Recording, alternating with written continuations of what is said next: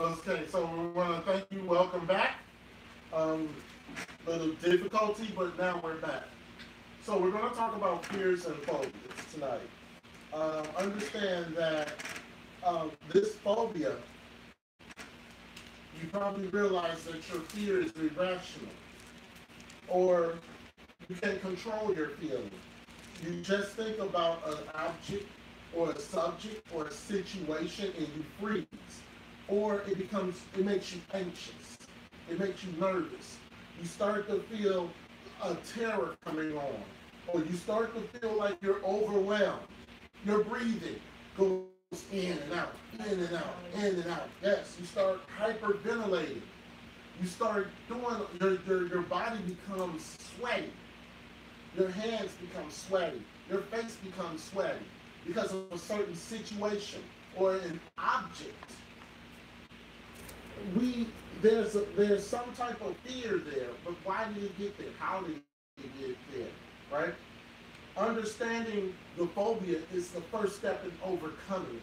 So if you understand that you have a fear, and there's a young lady who's going to give a wonderful testimony of the fear that she overcame. Right? So if you have some type of fear, no matter what it is, it's nothing to be laughed at. It's nothing to be taken lightly. You need to get delivered from it. You need to get set free from it. Right? So, with that being said, normal fears and phobias. It's normal to feel it's when you feel helpless during an experience or during a situation. That's normal when you're dealing with these fears or phobias. Now, there's a difference between normal fear and a phobia. There's a difference between that because people try to associate normal fear with a phobia. That's not true. It's not true in a long stretch. A normal fear is when you're feeling nervous when you're flying on a plane. You go through turbulence and the plane is shaking. That's normal fear. Anybody would feel fear of that because you're 30,000 feet in the air without a parachute. So if you feel turbulence in a plane, normal fear. The phobia to that is when you see an airplane, you freak out. You freak out. And it doesn't matter if the plane is up in the air or you're walking through an airport to get to the car rental because you're not going to get on the plane. Just by seeing a plane, you get freaked out. That's the difference between a phobia and a fear. Experiencing butterflies when looking down when you're on top of a skyscraper. I know in Arizona, they don't have buildings as tall as in Chicago. But if you're at 100 stories in the air and you start feeling little butterflies and you start feeling a little nervous, that's normal fear. You're looking down and your brain automatically starts to register like, what if you fall? What if the window opens? Things like that. That's normal fear. A phobia is when you're 100 stories up and you look down and you freak out. You fight people to get away. You push people. It doesn't matter whether they're babies. It doesn't matter whether whoever it is. You have a intense rush to leave and to not come back. Right? When you see a rock roller or people in there loose running around the street, you get a little nervous, right? That's normal fear because those are some big dogs. Now, is that fear or should you be alert? No. What I'm saying is that if you see like a pit bull down the street and it's running around, you see it, you stop, right? Mm-hmm. That's a normal fear. It stops. You stop. You look. You're checking it out. Now, You're not going. I would say I would assess what's going on because the Most High said He did not give us a spirit of But fear. that's not what I'm talking about. I'm not talking about that right now. What I'm Okay. saying is that there's normal things that the body does.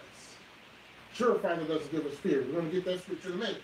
But there's normal things that the body does. If you see a Rottweiler or a pit bull, you're not going to continue singing and hollering, doing whatever it is you're doing. You're going to stop. And you're going to survey and you're going to look. Right. That's normal. But when you see a, what's probably the most friendliest, smallest dog there is, right? Oh, the one. A Shih Tzu. You see a little Shih Tzu running around, and all of a sudden, right, you go into a frenzy. You go into a frenzy. You could be sitting on your balcony, and you see a little dog running around. You go into a panic. You jump up, you get out of the chair, you run in the house, you lock the doors, pull the blinds. That's a phobia. Okay? When you're, and this used to happen to me because my veins in my body, they just roll all over the place. But when you're getting blood, when you're giving blood, or when, they're taking blood from you, when that needle is coming, you're bracing yourself. Nobody is saying, yeah, go on, head on. You're bracing yourself, right? But a phobia is when someone even walk into a doctor's office.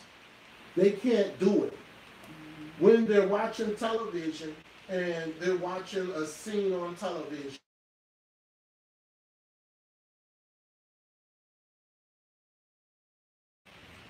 normal fears in children. Children from 0 to 2 years old, this is normal. Loud noises, strangers, separation from parents, or really big objects. 0 to 2, that's normal. Okay? If a stranger tries to pick up a child, they're going to cry. That's normal because they don't know the person. Right? We haven't taught stranger danger yet to the child, to the infant, 0 to 2.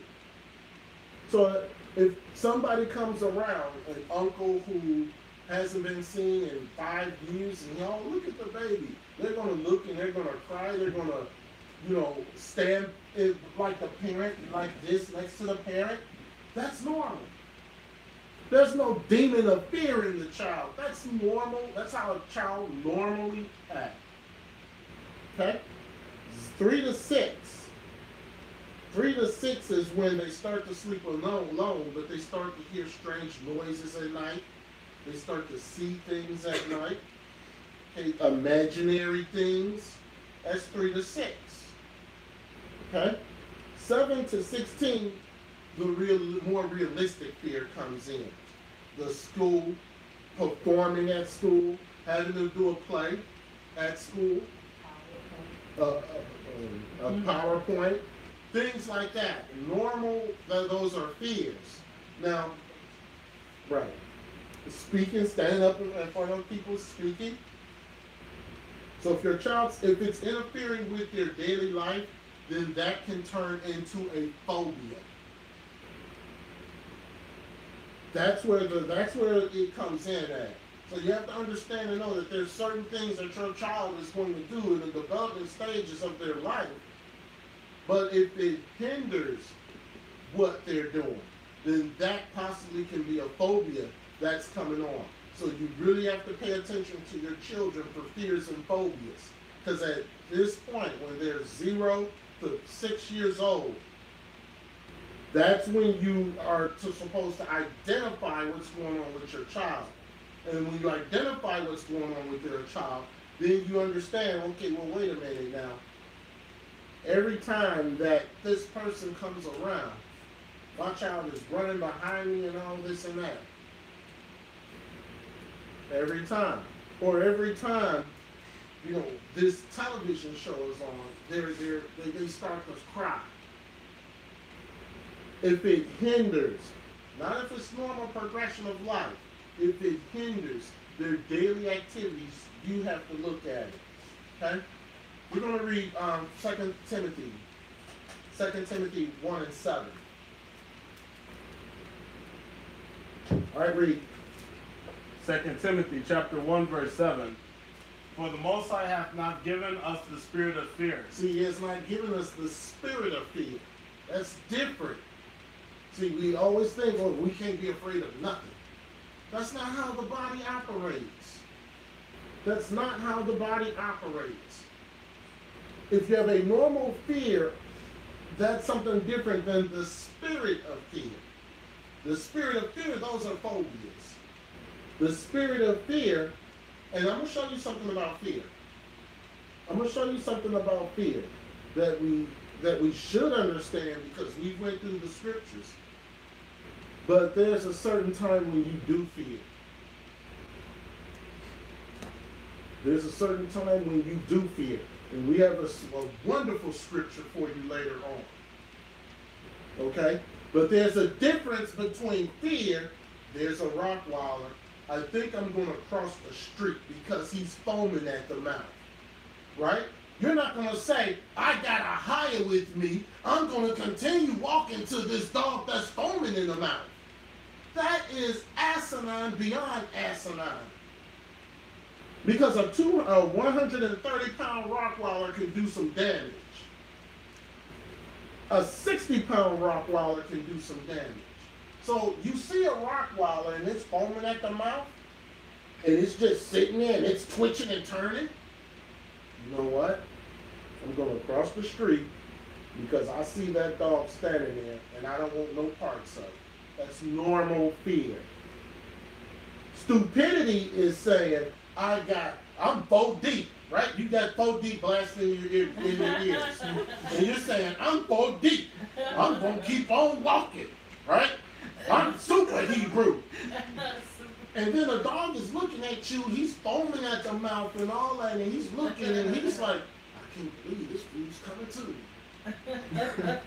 And then all of a sudden, you hollering and screaming, 4 deep, while that dog is just chomping at you.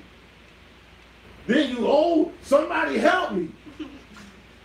See, that's what I'm trying to get at as far as normal fear versus stupidity. Right? But the spirit of fear, that's a demon. That spirit of fear was reversed in that person who thought that they could walk up to a Rottweiler with foam in his mouth. It's not a spirit of fear that you say, I see that Rottweiler, I'm going to walk across the street. That's not the spirit of fear. Yes, ma'am. So, what's the difference between, like with the dog instance, fear and like adrenaline? Adrenaline is telling you you can run past it. You can outrun it. Oh. That's adrenaline. Normal fear is telling you, okay, normal fear, when we think of fear, it's always bad for some reason. Normal fear is saying, it's a warning sign. I'm not going to go down that street. I'm going to go across the street. Maybe a few minutes later than where I'm going to, but at least I'm going to go there with no bite marks and no rabies. That's normal fear. That's using your head for smartness. So we have to understand and know that fear is not always bad. And I'm going to show you that in the scriptures. Fear is not always bad. But when you have the spirit of fear, I'm going to show you that also in the scriptures. That's bad. Okay? So there's common types of fears and phobias. And the DSM breaks it in 4 different categories for fears and phobias. If you have questions, please put your questions on the chat about fears and phobias. We will answer them when they come up. So there's 4 different types of phobias or fears that people deal with. The first one is obvious, animal phobias. You have a fear of snakes, spiders, rodents, dogs, insects, bugs. That's a phobia. That's a phobia. I'm not saying it's normal, but the DSM puts it in 4 different categories. Okay? Animal phobias. The next one is natural environment phobias. You're afraid of thunderstorms. You're afraid of moving water. You're afraid of the dark. You're afraid of heights. So natural environment phobias. You're afraid of trees. You're afraid of bushes. You're afraid of leaves. You're afraid of being in open water. You're afraid of being in sand. You're afraid of walking on grass. These are true and real phobias that the demons plague people with. Okay? Natural environment phobias. The next one is situational phobias, which are triggered by specific situations. Claustrophobia. You're in an elevator, and you're in the elevator for a little too long. Okay? Driving. True story. My wife was at school, and I was driving to pick her up. And on the freeway, there's this big bend, and it goes up, the 101, where I-10 goes to the 101, and it goes up in a curve. While I'm driving, the spirit of fear is telling me I'm going to keep on going. And you're going to drive off the freeway in midair. This is what the spirit of fear was telling me. And of course, when I got to my wife, I told her about it. Like, we need prayer. Because we were going to the Indian reservation, I believe, that week. That was 2 separate times. Well, but anyway, the bend, driving up that bend, the spirit of fear instantly tried to come on me. And it took me a minute to try and thwart that thing off because it was strong. And it also, what it does also, it made me visualize, now this never happened, that the side of, the ramp was gone. And it was nothing but air. This is what the spirit of fear can do to a person. So I'm driving, and I'm going around that bend, and I'm going slower and slower and slower. The bend, you can go, I think it's 45 miles an hour. I'm doing 20. Because I'm visualizing, I'm seeing this, and I'm hearing that I'm going to fall off this cliff. I'm going to fall off. And I see the barrier gone. Even though the barrier is there. The one on the 101, that big round thing. Even though the wall is still there, the wall ain't went nowhere. But I'm visualizing and I see the wall gone. And I see nothing but the road and air. This is what they do. No, that was a different time. We were going to the Gad reservation. We had been in the truth for a couple of years. So we used to, even in Christianity, we used to go to the Gad reservation to outreach. So this was going to be the first time we were going to the Gad reservation. And we were bringing them the name, Ahia, Yeshaya, and the Holy Spirit. We were going to give them the truth. So we were, Elder, myself, and the 2 girls, we was at Walmart. So Elder was like, okay, you all shopping, I'm going to use the bathroom. He went in the bathroom by himself, but there was another guy in the bathroom cleaning the bathroom. And what did you hear? If you go to the reservation, you're going to die. And the guy said, what did he say? What was that? Did you hear that? What was that? What was that? And he ran out the bathroom and left Elder in there by himself. Yeah. So the spirit of fear, it spoke out and threatened to kill him. That told him he was going to die if he go to the reservation. Right. And spoke the truth. But guess what? We got the teaching on YouTube. We went to the reservation. We gave him the truth. Right.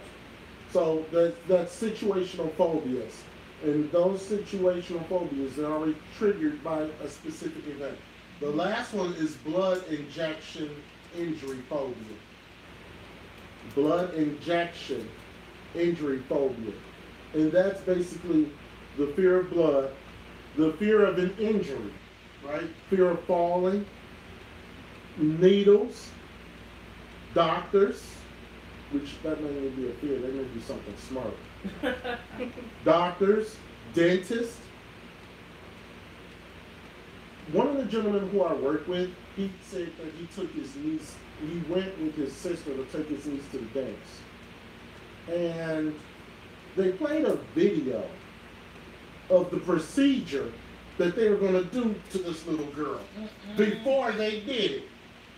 This little girl panicked. And of course, I don't know of anyone who wants willingly to go to the dentist. But this little girl saw the video of the procedure that they were going to do to her. I think she was going to have a root canal or something. And they showed her the procedure. And this little girl, he said that she freaked out. That they had to they had to give her gas. Put her to sleep. Because she was out of control at that point. There's a phobia there. Okay? Some phobias don't fall into the 4 categories that we discussed, including like a fear of choking, a fear of getting cancer, a fear of clowns. Those don't fit into the category that we have, but they are phobias. Yes. So now you have to understand these phobias. There's a different set of categories. It's either social anxiety disorder,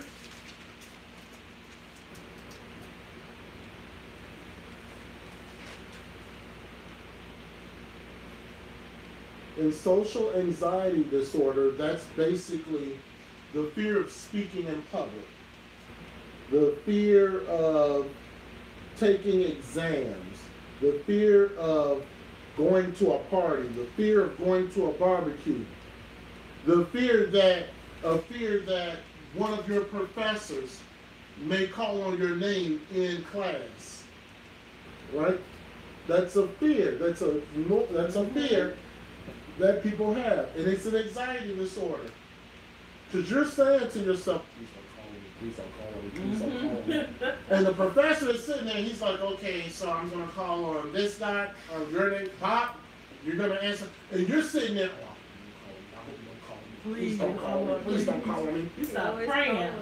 And then, right here, he calls on you. You look back. All kinds of stuff, your heart start beating 1,000 miles a second. It's a fear. It's called social anxiety disorder. You can be set free from that. When I was in college, I took a communication class, and this girl in my class suffered from that.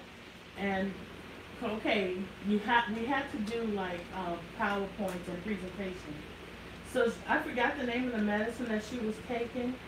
And before she went up there, she took like maybe 5 of these pills. And she went up there and she started speaking. And she just broke down. She started crying. I had never ever seen anything like that before. You thought someone was up there torturing this girl. She broke down because just speaking. She took a communication class. What does she think she's going to have to do? Speak? But it was so bad that the teacher just let her sit down. She said, it's fine. She said, it's okay, you did good. That's fine, that's enough. It was bad. It's true. It happens.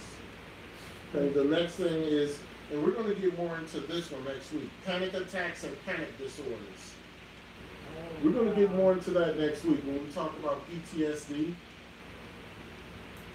and OCD, and I forgot the other ones. But that is, you're afraid of, you're fearful of the panic attack. It's a fear of the fear of a panic attack. So imagine that going on in your head. Okay, you're anxious about situations. Example, you're likely to avoid crowds, because of the fact you are fearful that you're going to have a panic attack. So it's a fear of being fearful. And the only way you'll understand that if you have really Mm-hmm. have ever experienced it, but it is. Mm-hmm. You can have a fear that you're gonna have A panic attack. It's real. It's true. Mm-hmm. You can fear that you're gonna have an anxiety attack. Right. Those are true fears. And it's understand that it is crippling to the person. It stops their life. If you have to go, people who grocery shop at midnight or 1 in the morning because they can't be in a crowded grocery store, that's a fear. I mean, me myself, I don't like going into grocery stores. I try to avoid it. It's not that I have a fear. It's just too many people. But I don't have a fear of people because if the Most High tells me to go in that store, I'm going to go in. I don't have a fear. But there are people who have fear. People who have fears of being around multiple people. There's people who have fears of being just around one person. There's people who have fears of being around strangers. It's the demons have. If you saw the list of phobias, you would think it's crazy. There's thousands of them. Fear of the color black, fear of the color red, fear of the color pink, fear of pink hair, fear of red hair, fear of blondes, fear of brunettes, fear of people with blue eyes, fear of people with big lips. It's true. It's true. I think I know somebody with that one.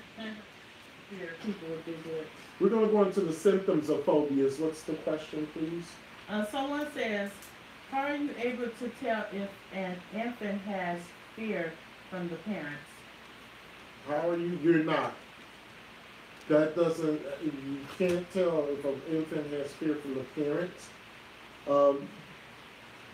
That I would say may not come until later on in life. An infant, that's the attached time with the parent.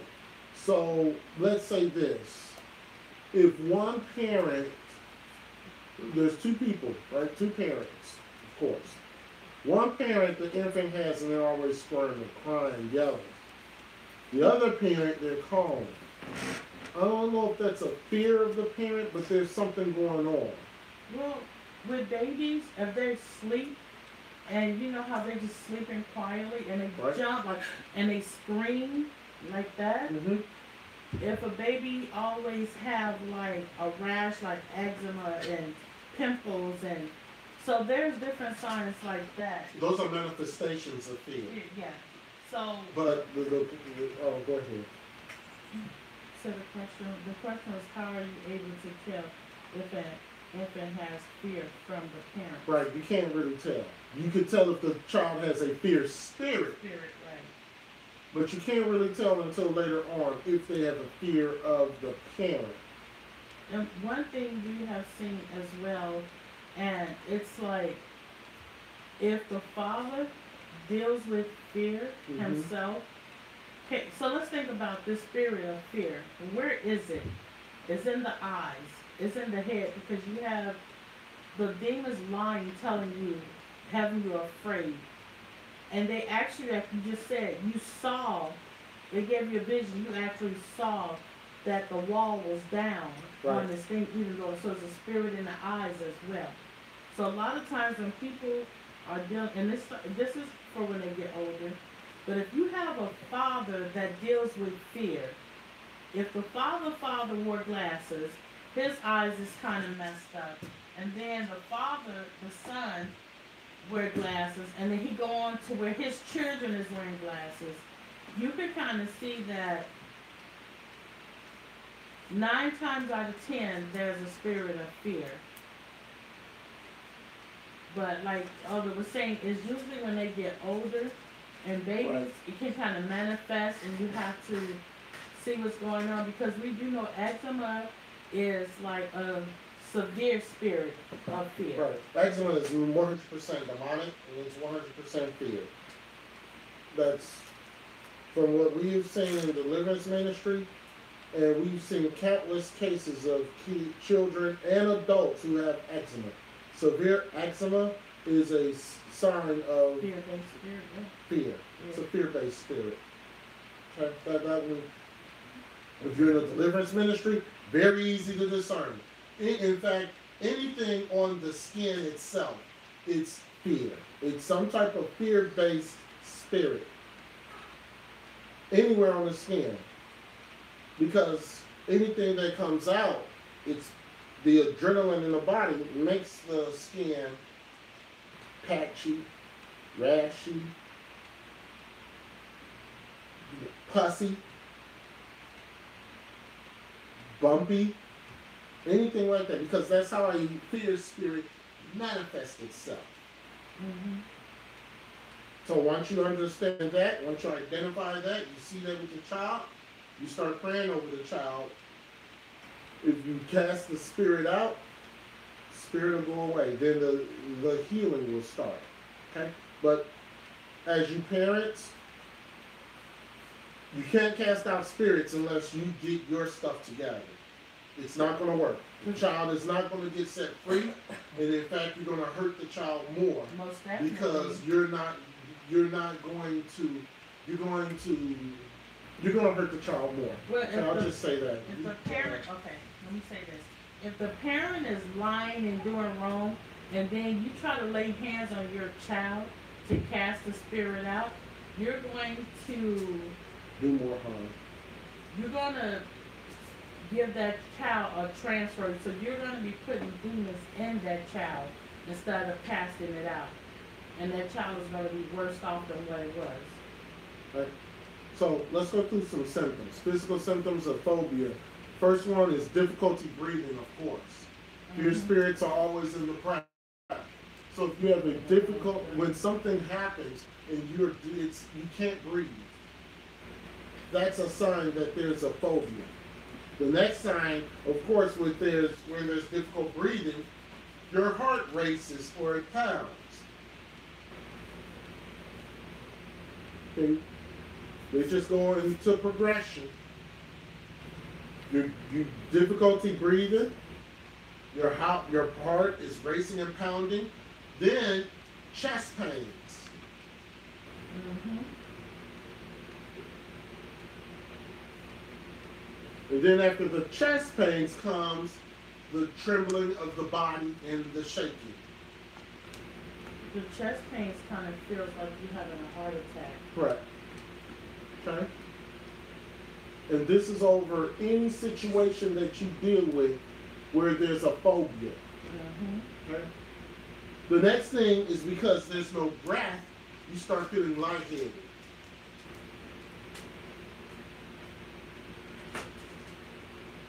And because you're so emotional, the next one is your stomach starts to move.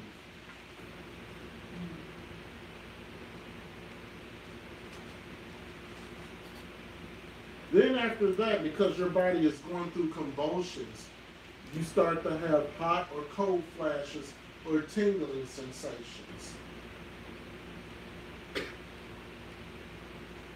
The demons are manifesting themselves to get you afraid. That's where the hot and cold come from. And that's where the tingling comes from. The tingling in your hands, the tingling in your feet, the tingling in your back, the tingling in your head. Anytime that there's tingling in your body, that's a manifestation of a spirit. The face. Okay? Then lastly is sweating.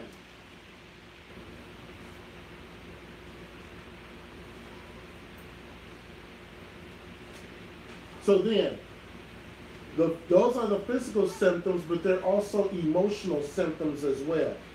You feel overwhelmed or anxiety or panic.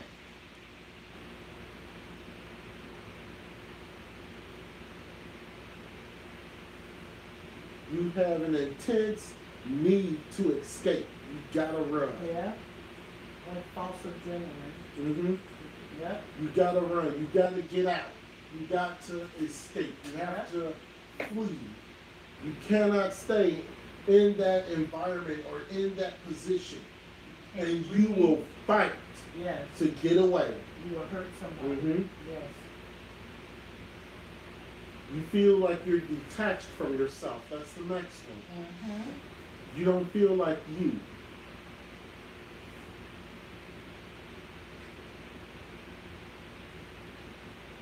During a fear or phobia attack, you feel like you are going crazy. You have a strong feeling that you're going crazy. In severe cases, you feel like you're going to die. Yes. Especially if you're having a panic attack or you're having difficulty breathing. Yes. You feel like you're about to have, you're having a heart attack. You can't breathe. You have chest pains. Your heart is pounding. You're shaking. You feel like you're about to have a heart attack. The last one is you know that you're overreacting, but you can't do nothing about it. Can't stop it. Because it's so real. Mm-hmm. It feels so real. You know that this situation, you know that it's a phobia, you know that you're feeling this way, and there's nothing that you can do about it. It's like you're on the outside of your body, watching yourself Right, do all this, and you have no control. right, right. So before we get into the spirit of fear, as we read in 2 Timothy, we're gonna let's get some help, right? We're not doing the scriptures yet. Not just yet. Where's this person who just got really close to me? You. We're not there yet. All right. So how do you get help? The first one is you have to face your fear. You have to face the fear or the phobia. Because what we do, it's natural to avoid it. Or it's natural for you to shy away from it.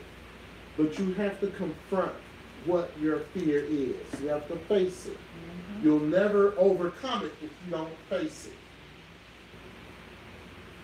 So, talk about dogs. Oh my goodness. Oh, don't touch You my and dog. dogs, right? Mhm. When I was growing up, we had a dog. And so, of course, at 4 or 5 years old, I wasn't afraid of a dog. But my grandmother had a dog that, I never forget, our kitchen sink was stopped up. So she had some of that, it was called the Drano. And it wasn't the liquid kind, it was the crystals. And the dog, she had it on the table. And the dog knocked it over and he licked it.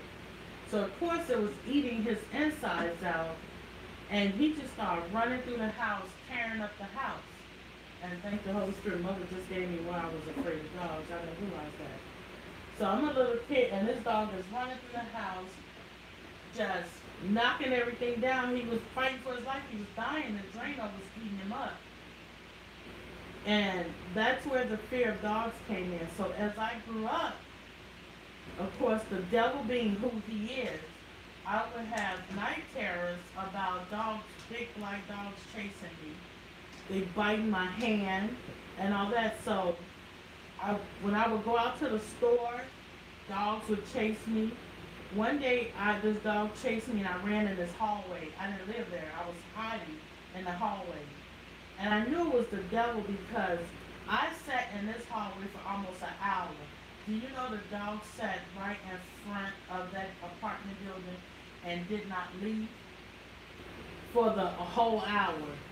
And somebody finally came out and I said something to them and they chased the dog off. That's how I got out the hallway. But the devil used the dogs to torment me left and right. And that's when I was like, that spirit got in when I was 5 years old. And about maybe 4 years ago, that's when 5 years ago, I got delivered from having fear of dogs because we was going through deliverance at the other ministry. No, I was actually on the prayer team. And I went home one night and I went to sleep. And in my dream, I heard dogs barking. And I was shaking. I was just shaking like the fear. I mean, I was literally shaking the whole bed. But in the dream, the Holy Spirit set me free from being fearful of dogs. Mm-hmm. And so I told the deliverance minister who was at the ministry at the time. And he said, oh, yeah. So he said, I need you to go out and find the biggest dog and walk up to it and see what happened. I was like, you crazy. Now, I've been set free. I ain't stupid now. Mm-hmm. So Azarius had sent him, when he was in the military, he had sent a package home. But they sent it to the first apartment that we lived in. So when I went over there to get it, the people opened the door and like $4 or $5 ran out. And I'm standing like, are you kidding me? Really? These 4 or 5 big dogs ran out of this apartment. And guess what? I was not fearful. I didn't like get panicky. I actually started petting and rubbing the dogs. I have never ever did that. Never. I was terrified. When I remember my friend when I was growing up, they had a dog. And it was this little dog, and every time I went over there, the dog, they lived on the first floor. The dog would chase me over to the third floor. I'd be screaming. I would jump on her back. It wouldn't matter if it was a puppy or a big dog. I didn't want no parts of it. I was terrified because the devil used these things, and it was the devil, to terrify me. So then we started in deliverance ministry, and we go to the Gad reservation. Y'all ever been there? It's about $15, $20 Per house. per house. And when you drive up, they don't move. They come, they sniff your tires. They come. It was big dogs everywhere. And guess what? These dogs wasn't quiet dogs. These dogs was barking. They was attacking each other. And I'm sitting there like, And I know Elder was waiting for me to just start screaming and just tripping out. But no, I got set free from it. And I'm telling you, these dogs was crazy. And one of the dogs on the reservation started going through deliverance. Mm-hmm. Dogs went through deliverance. I had never seen nothing like that before. So yes, I got but I'm telling you, it was so bad that I would have dreams that a dog would be biting my hand. And then the fear was so real to me that even in a dream, my vision would go blurry. I would go blind. I would see the dog bite me, and then I couldn't see the dog no more. But I would still feel the dog having hold of my hand bite me. But I had to fight back. I said, this is not real. Mm-hmm. I'm not afraid of you. This is not real. And that's when I got delivered from dogs. We was in a store, and matter of fact, we were street preaching. And what was that dog the guy had? Great Danes. He had 2 big Great Danes. I'm standing on the street, we street preaching. The dog comes before me and bowed down. I was like, oh, praises. I'm like, really? The dog gets right to me, bowed down. I was like, man. Mm-hmm. And I would have, if a dog, I'm telling you, to get away from a dog, I would have took Elder out. I would have ran him over. That's how bad it was. Mm-hmm. It was severe. Mm-hmm.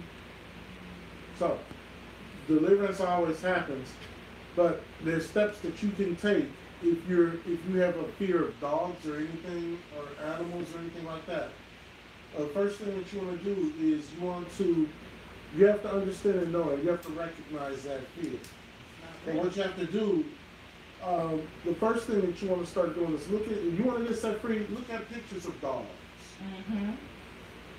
Look at pictures of whatever it is. If you have a fear of spiders, start looking at pictures of spiders. Start looking at pictures of dogs or snakes or whatever the case may be. The next thing you have to do is watch a video with dogs or watch a video with whatever animal that is making you fearful. Of course, you're going to still need prayer and deliverance, but this is a step towards that. Okay? The next thing that you should do is watch them through your window. Mm-hmm. Okay? Watch them through your window. Whatever it is that you're fearful of. Because they're not fearful of you. I can guarantee you that one. No, you even bought me a dog when I was afraid of it. You bought me a dog, so I was terrified of that thing. I didn't want to be left at home alone with it. I was scared of it. And then the next thing you can do is stand across the street while somebody has a dog. See, there's things, just like with our salvation, there's things we have to do in order to keep our salvation. There's things that you have to do to overcome the fear. Of course, the spirit can be cast out, but if the spirit has legal rights, it's not going to be cast out. If you're still fearful and you're not acknowledging the fear, then the spirit does not have to go. And the spirit is going to continue to get bigger and bigger and stronger and stronger. To the point where you're fearful of watching a cartoon with a dog in it. You're not going to even do that. It's fear binds. Okay, we're going to talk about that in a minute. But fear binds. Okay? The next thing that you have to do is you have to learn how to calm down quickly. Oh, yes. When fears come up or when a panic attack comes up, the first thing you have to learn how to calm down, and that's with deep breathing. You have to know how to situate your body so that you're not going through anxiety. You have to focus on something and breathe. Don't focus on what the fear is. You see a dog, you have a fear of, let's say you have arachnophobia, fear of spiders. Don't focus on the spider, because that's only going to trigger the demon, but focus on something else and get your breathing calmed down. You know what I do? Like, we all have a favorite praise and worship song that I do. Just start singing your favorite praise and worship song. Just start praising the Most High. It's really a breathing exercise that you have to do. And your focus should be on something else outside of the fear. And while your focus is on something outside of the fear dies down. Eventually you get delivered and you won't have to deal with that anymore. But learn how to calm down. The third thing is challenge your negative thoughts. Challenge yourself. Mm-hmm.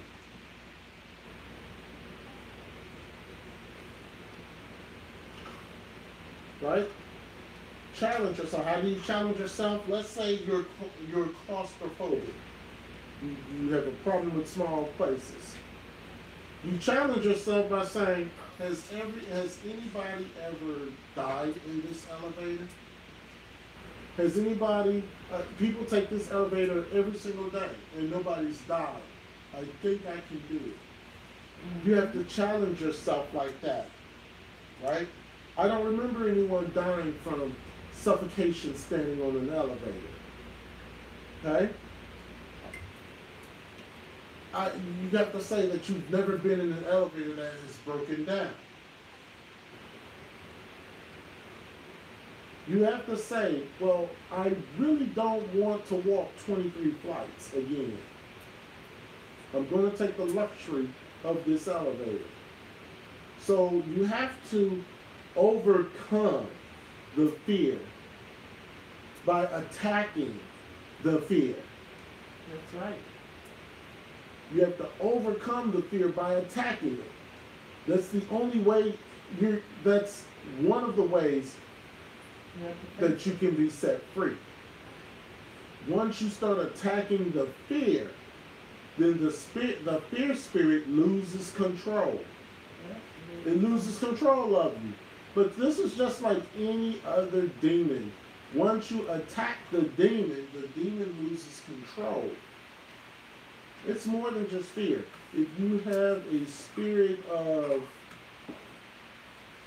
any type of evil spirit, if you start attacking that evil spirit and coming against it, You're going to get delivered from it, and you're going to be set free from it. A fear spirit is no different. The issue is that fear spirit will fight back. It will. You're saying, you know what? Nobody's ever died in an umbrella. In an elevator. But guess what that fear spirit's saying? But you will. How you know? You'll be the You first. will. You'll be the first one. And that's when you have to know your scriptures. Correct. I gives you take life, not you. Correct. Okay? Let's talk about the fear spirit. Let's go to Exodus. No, we're not going to go to Exodus. So, demons can transfer from us to other people. We've already talked about that. The spirit of fear can transfer. And one person may be dealing with arachnophobia, but it's still a fear-based spirit. And that fear-based spirit can get to other people. You ever see something where there's a bug, and 5 people are, whoa, wait a minute, no. It's the spirit, just jumping. Right? You're in a group of 4 people and there's a dog. One person, oh, there's a dog, they run. And then the other people, they don't know what's going on, they run too. Because that one person ran, the other people ran. And then when they catch up, what you run for? There was a dog over there. That's how it happens. Let's go Judges 7:3.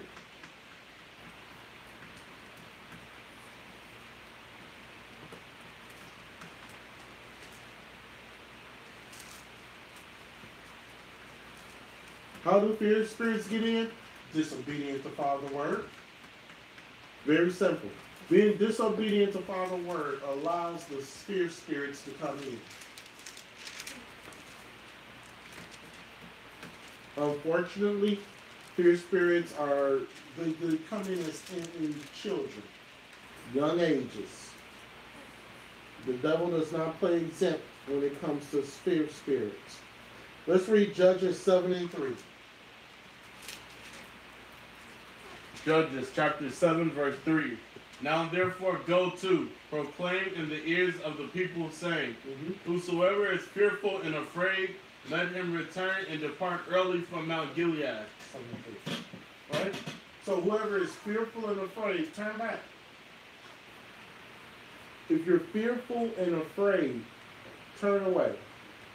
You cannot operate if you cannot do anything for anybody if you're fearful or you're afraid. You just can't. The spirit of fear can actually cripple you, where you can't even walk, you can't even move, you can't speak, you can't do anything. Correct. Right? Let's go Isaiah 35:4.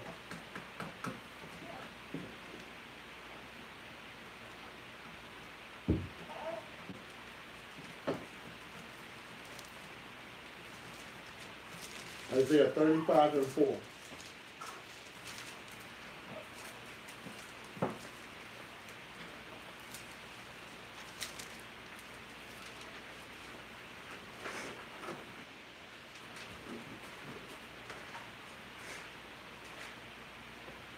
Okay, let's read.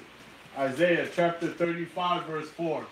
Say to them that are of a fearful heart, be strong. Be strong. Fear not. Behold, your power will come with vengeance. Even our power with a recompense, he will come and save you. So it says, it says, say to them with a fearful heart. Fear, right here. And that's why you have a pen. Comes here, yeah. But the thought comes here, but mostly fear is right here. So I feel like you're having a heart attack. Right. This is fear. Your heart starts to pound. You can't breathe. Fear starts from the heart. The Bible says that those who have a fearful heart, you say to them, be strong. So when you're ministering to somebody who has a phobia, the one thing that you tell them is to be strong, be courageous. You have to face that fear. If a person has a phobia, you as a deliverance minister cannot come against the spirit of fear until the person recognizes, acknowledges, Yeah. and comes against whatever phobia they have. They have to recognize that it's a lie from the devil as well. Right. So Yeah. you cannot sit up there and, okay, you got a fear of flying? All right, then, come out, fear of flying right now, come on. No. That's wasting their time, and it's wasting your time. You have to go and you have to investigate. You have to talk with the person. Where did this fear, when did you know this fear started? How did this fear start? How did you feel about flying when you was a child? Did your mother die in an airplane accident? Did somebody die in an airplane accident? Did you see an airplane accident? Things like that. You have to talk to a person. You have to investigate. You have to get to know a person. Guess what? You gotta love. You gotta love. Because if you don't love, let me tell you something. You need to leave. Because this ministry is not for you. This ministry is about love. Deliverance is love. And if you have a stone in your heart, you're not going to help anybody. You're not going to do anything for the kingdom itself. If you think it's funny that a person is afraid of urine, you think it's funny because a person is afraid of toenails. These are true phobias that people deal with. May not be on a broad scale like arachnophobia or claustrophobia, but they're still fears. You have to put all that to the side. Well, first of all, you shouldn't even be operating like that. You got a fear of goats. You crazy. No, you can't operate like that. You have to get yourself delivered so that now you can assist people and help people.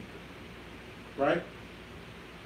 Let's go to Matthew 8, 20 something. Oh, goodness. Matthew 8, 26. Let's go to Matthew 8, 26.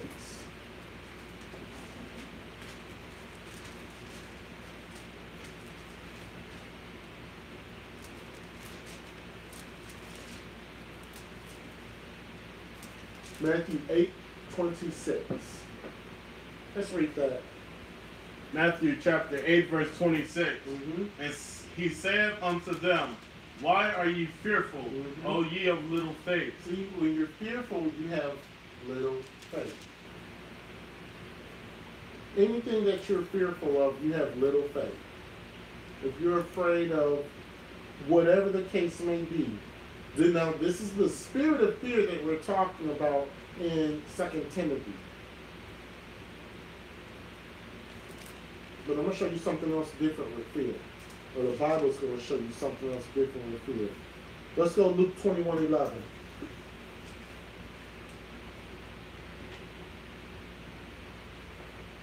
Luke 21:11.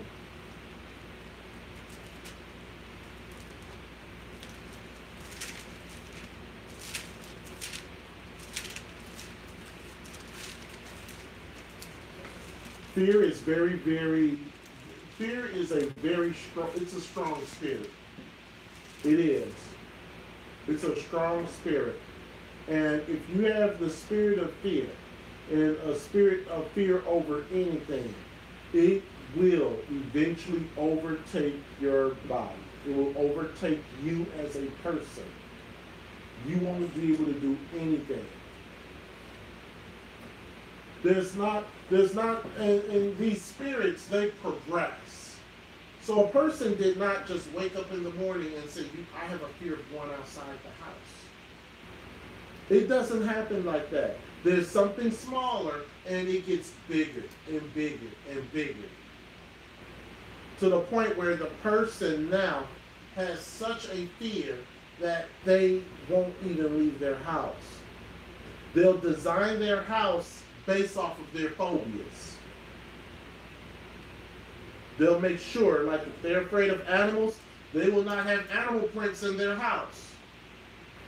Because an animal print may remind them of a zebra, even though that print is not even close to resemblance of a zebra, but because of the fact that person has a phobia of animals, they are not going to have anything in their house that even remotely looks like it came from an animal. That's what fear does. Nothing in their house remotely is going to look like anything that they have a phobia of. And that phobia, it plays mind games with you. It tricks you. Just like I said, driving on that curve, knowing that the barriers did not go away, but I see the barriers are gone. They play with your mind. And no one is exempt. No one. Okay. Do we read Luke 21:11? Let's read that. Luke chapter 21, verse 11. And great earthquakes shall be in diverse places, and famines, and pestilence, and fearful sights. Fearful sights. Go ahead. And great signs shall there be from heaven.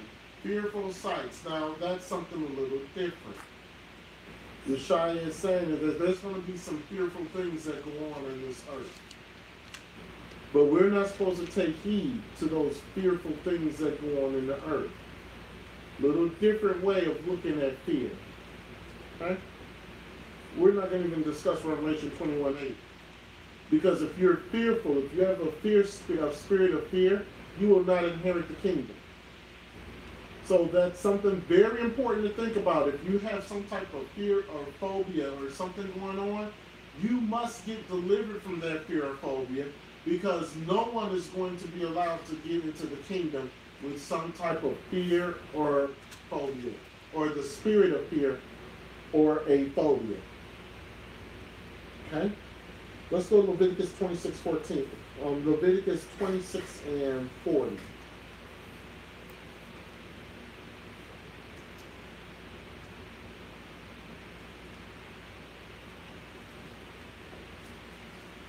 Leviticus 26:40.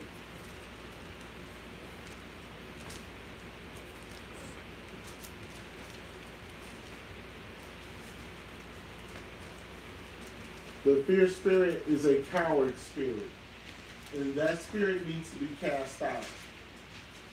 The person has to recognize what it is that they're fearful of. They have to recognize what the phobia is that they're dealing with. And that needs to be cast out. There is no mindset change with a fear spirit. That is a spirit that must be cast out of the body. You can't say, oh, I got a new perspective on life, and I'm not fearful anymore. That's not how fear spirits work. Because they will get you in a trigger, and they will trigger, and they will manifest themselves, and then you're back to square one again. Okay, some spirits the mind that can be changed. The mind has to change. Then you're set free from the spirit. Other spirits have to be cast out. And a fear spirit has to be cast out. There's no mindset change when it comes to fear spirits. I'm going to change my outlook on life, and I'm not afraid of, spiders anymore. I saw videos of spiders, and I see that they're little creatures, and I can just step on them just like that. I'm set free and delivered. The moment you step out that door, a tarantula comes popping out the ground, and you're freaking out. Because you didn't get delivered. That demon did not get cast out. It's just like with the demon of alcohol. You cannot have a mindset change with the demon of alcohol. That has to be cast out.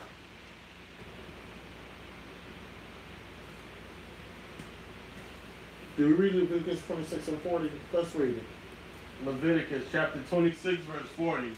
And they shall confess their iniquity and the iniquity of their fathers, which they trespassed against me, and that also they have walked contrary unto me. That's what you have to do. In order to get set free from a spirit of fear, you have to repent. Stop sinning. Walk according to the Most High. Get set free. Get delivered. Okay? Let's go Romans 8. The spirit of fear is a curse. And you have to break that curse. Romans 8, 15 and 16.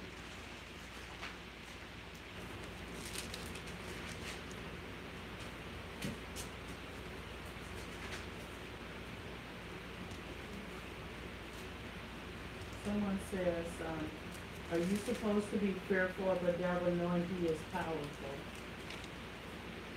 What? No. You don't be, no. You are not to be fearful of the devil. What did Yeshua say he gave us? He gave us strength, power to stomp on scorpions and serpents.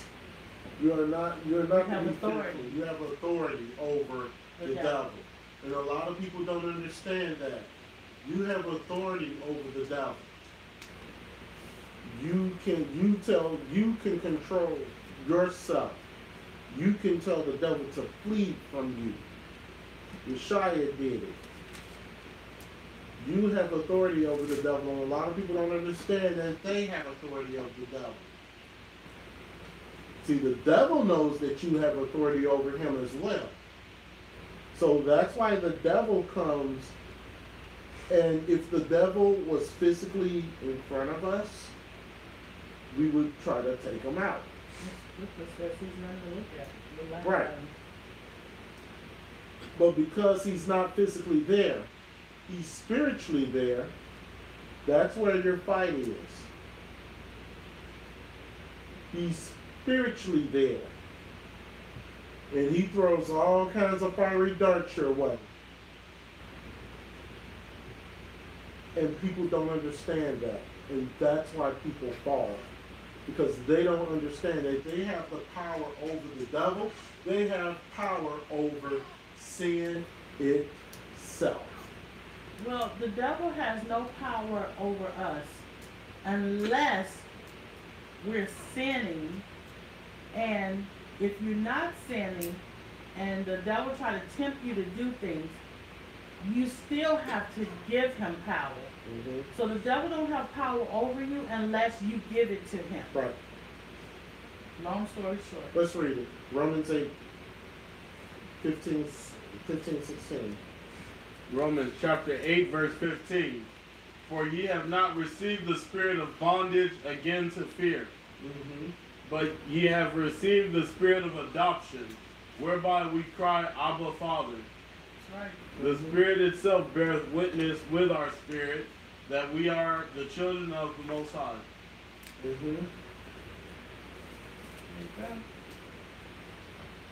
The fear is bondage. Anytime that you're dealing with fear, it's bondage.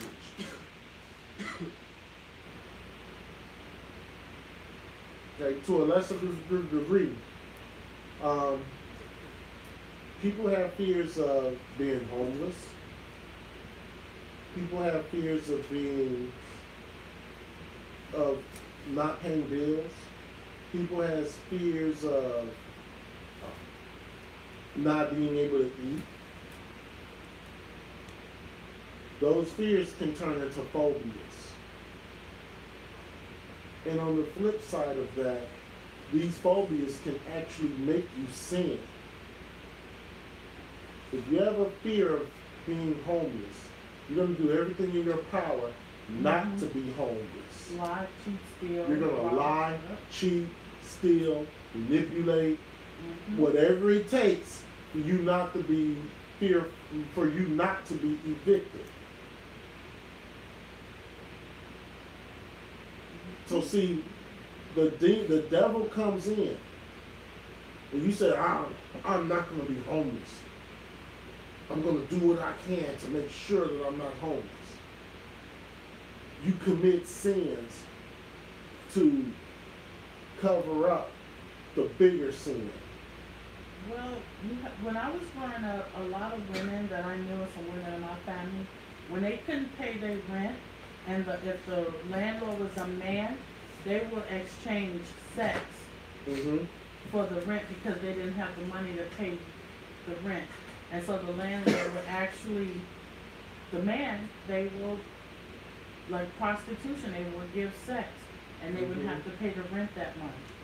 Whether the man was married or not, they would still do it. Correct. Okay? We read Romans 8, right?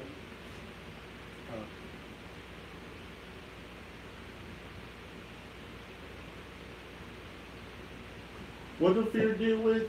Mind control. All fear spirits deal with mind control. Let's go Ephesians 6:11. Mind control, right? That's one of the things that the fear spirit deals with. Okay? Mind control. Fear demons take over your mind because they have you believing that whatever is going on, it's what's going on. It's real. They have you believing that if you get into that elevator, the doors on the elevator are going to crush you. They have you believe that you have to be in your house because you have a fear of darkness, and every single light in your house has to be on. The television has to be on. Everything that is electronic has to be on. Your computer has to be on. The television has to be on. Every single light in the house has to be on. Because they have you fearful of the dark. You can't sleep too much because it's darkness. This is what the demons do. They play with your mind. Yeah. And a lot of us fall for it. We fall right into it. And I'm specifically speaking on fear spirits. We can go to other spirits where they control the mind. But that's what demons are really about. They're about mind control. What if they got this? They got this. Everything else. And they got everything else. That's why this is so important. Be sober. Be vigilant. We've talked about that scripture several times in Peter 3:8. Sober. Vigilant. Why is that?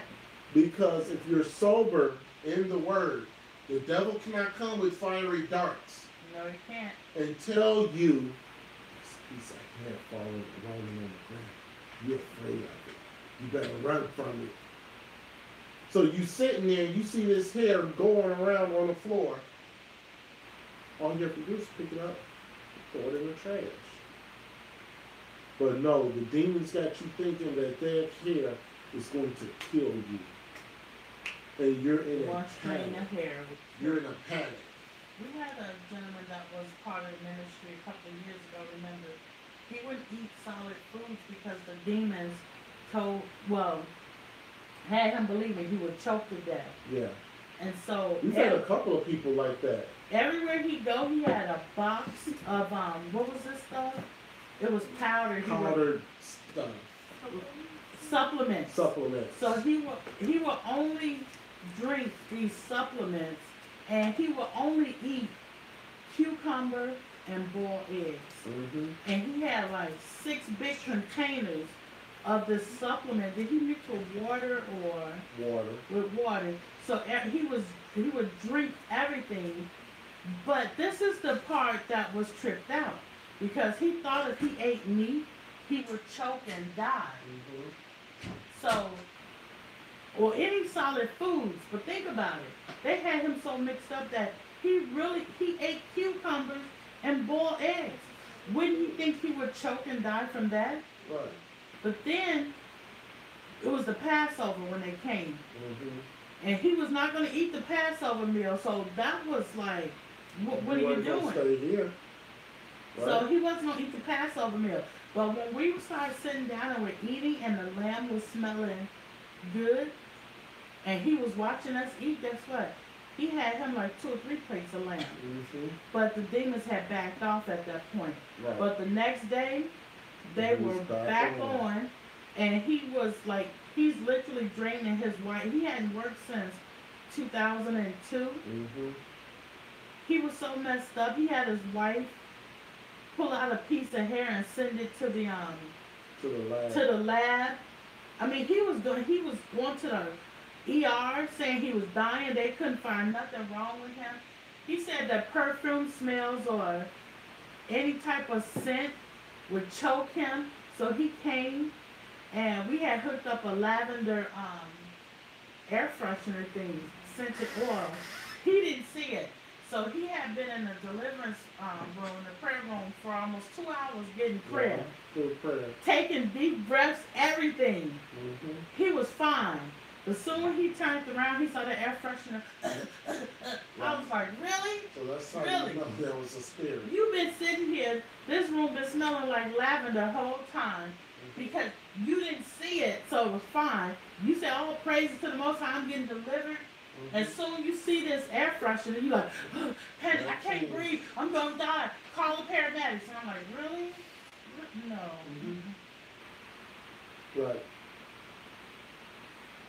So let's read Ephesians 6:11. Ephesians chapter 6, verse 11. Put on the whole armor of the Most High, that ye may be able to stand against the wiles of the devil. Mm-hmm. Let's go down to 17. And let's read 17. Verse 17. And take the helmet of salvation and the sword of the Spirit, which is the word of the Most High. Mm-hmm. Helmet of salvation.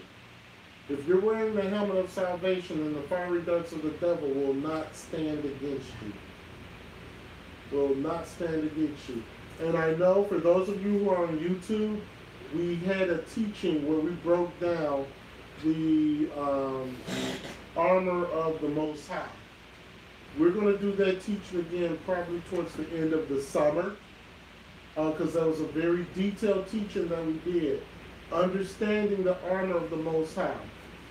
In fact, I believe in August, our teachings are going to be all spiritual for the Shabbat.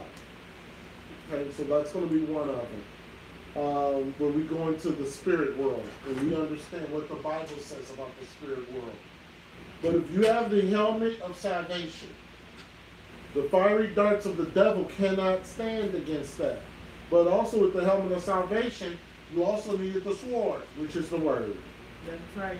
Okay, can't have one without the other. Why doesn't deliverance work for everybody? Let's go to John 14:15. I'm sorry, John 14:12. There's a reason why deliverance don't work. So if you have a fear spirit or any fear-based demon and the deliverance doesn't work, there's a reason why. Let's read John 14:12. And let's read that. John chapter 14, verse 12. Go ahead. Verily, verily, I say unto you, he that believeth on me, the works that I do shall he do also. Mm-hmm. And greater works than these shall he do, because I go unto my Father. So you know why deliverance does not work for an individual? We just read it. We just read it. You have to believe. In order for a spirit to come out, in order for a phobia to stop, you have to read John 14:12 and live John 14:12. You must. Right? Let's go to Leviticus 26:13.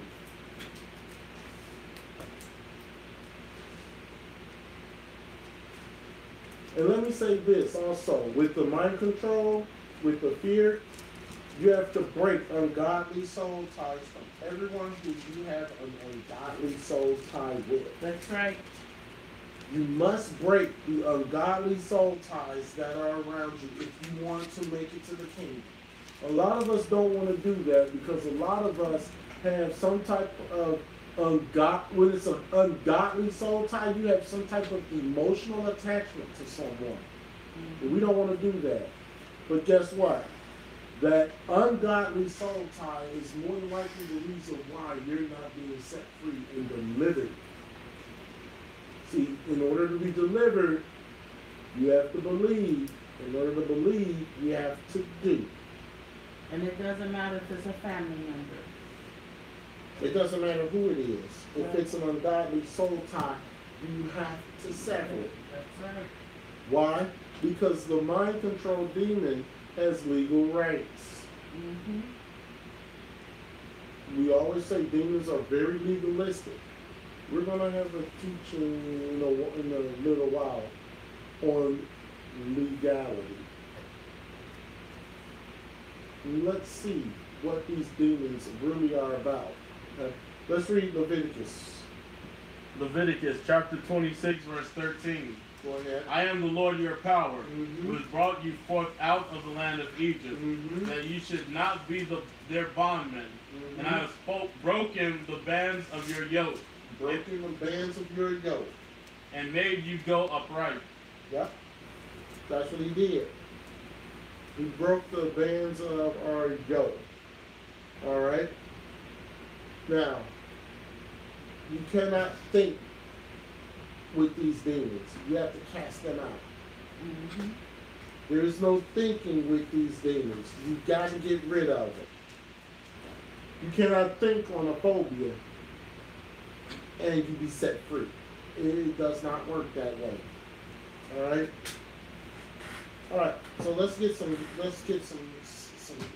cases. Let's go to. You know what? I want to do the parable of the talents. Let's do that. Let's get to the parable of the talents. Let's go Matthew 25.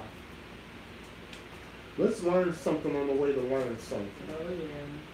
Bring it out. Matthew 25, and we're going to start at verse 14. We're going to go to the parable of the talents.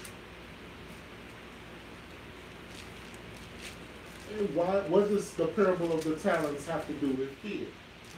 I'm going to show you what the Holy Spirit showed me in the Bible. Let's read Matthew 25, and we're going to start at verse 14. Go ahead. Matthew chapter 25, verse 14. For the kingdom of heaven is as a man traveling into a far country, who called his own servants and delivered unto them his goods. So he called on his servants, delivered unto him his goods. If you have a question, you need to ask, because this parable is not something where you can just read it and then not get an understanding. You must get an understanding. With all Yeshua's parables, you must get an understanding. Because we're talking on fear, you got to understand what he's saying here. What did he do the person Just bring it down as we go through it. Yeah. All right, go ahead. Verse 15. And unto one he gave 5 talents. Okay, slow it down a little bit. Unto one he gave 5 talents, right?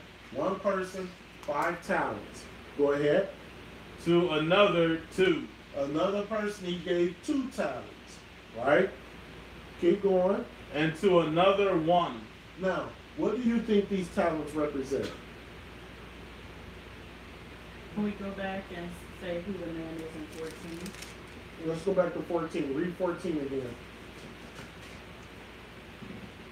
Matthew chapter 25, verse 14. For the kingdom of heaven is as a man traveling into a far country. Okay, who do you think the man is? Yeshua.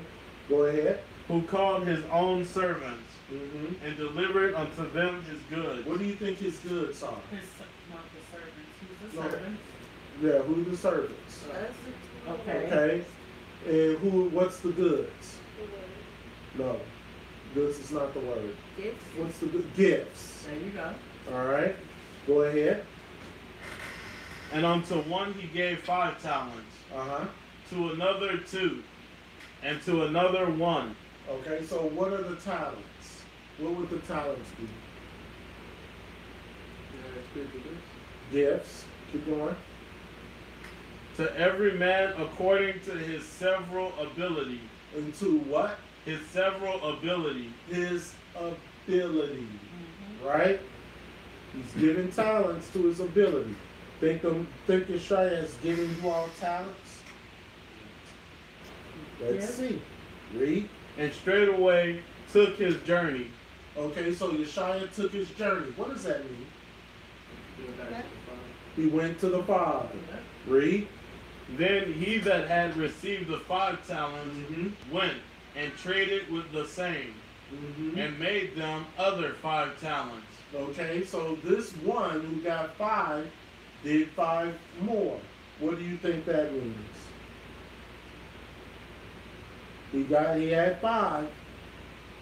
He went and traded, got 5 more. Let's not think trading, but what do you think he did? Help 5 people. Help 5 people. Sure. Got 5 more gifts. No, he didn't get 5 more gifts. What do you think he did? Study, What else? Studied. What else? kept the law, the best people. No, he keep the laws the best he can. He kept the laws. What else? The best way he can. Rewind. Wait, what? No. He didn't keep the laws the best way he can. He kept them. What else? Did the work of the Most High. Did the work. What is the work of the Most High? What's the work of the Most High? Laying on hands, deliverance. Yes. What else? Preaching the way. Laying on hands, deliverance. It's the whole thing, the gospel. It's Hebrews 6. Right? So he did all that. Okay? Read. That, shocking. Verse 17. And likewise, he that had 2 had received 2, he also gained other 2. All right? He that received 2 gained another 2. So he did the exact same thing that the one with the 5 did, right? Next verse. But he that received 1 went and digged in the earth, and hid his Lord's money. Okay, what does that represent? What do you think that means? Okay, we read that the 5 did the work, read 2 did the work, but this one he hid. What did he do? Being lazy. Being lazy. Didn't keep the law. Not necessarily didn't keep the laws. What is it that he didn't do? He didn't use the gift that was given to He him. didn't use the gift that was given to him. Exactly. That, but also he got 1. So that let us know that everybody at least have 1 gift. Right. So don't think everybody sitting here, oh, I don't have a gift. No, everyone at least have 1 gift. Correct. Okay? So he had 1 gift and he didn't do anything with it. Right? Next verse. Verse 19. After a long time, the Lord of those servants cometh, and reckoneth with them. All right? So after a long time, Mm-hmm. the Lord returned. What does that mean? Second coming of the Son. Second coming of Yeshua. There you go. Read.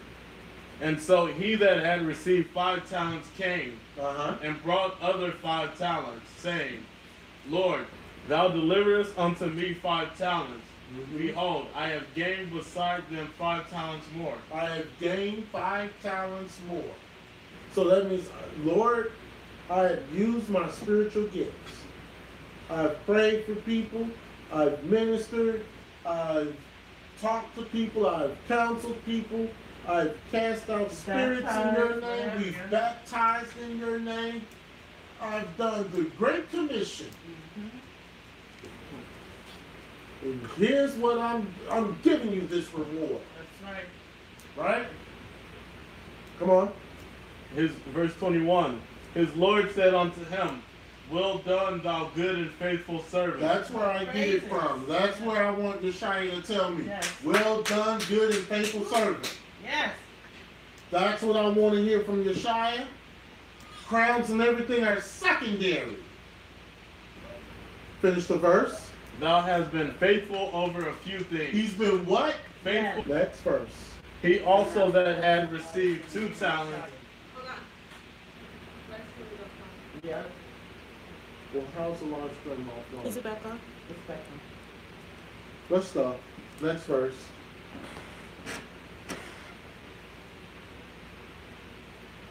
Next Verse verse. 22. He also that had received 2 talents came and said, Mhm. Lord, thou deliverest unto me 2 talents, and behold, I have gained 2 other talents beside them. I got these 2 talents, these 2 gifts, and guess what? This is what I did with the 2 gifts. I baptized. I teach. I called on your name when I was praying. I cast out devils in your name. I healed the sick. I offer people cold water on a hot summer day. Mm-hmm. All right?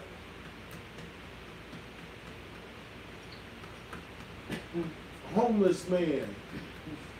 In the wintertime, I gave him my jacket. There was a guy picking in the garbage.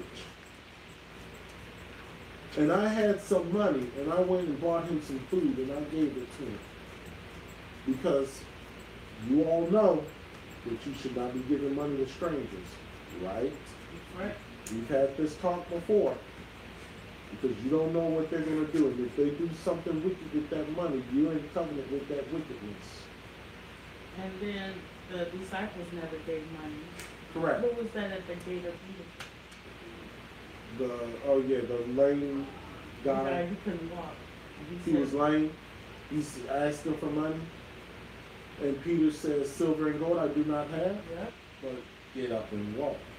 Right. Well, Right. Okay?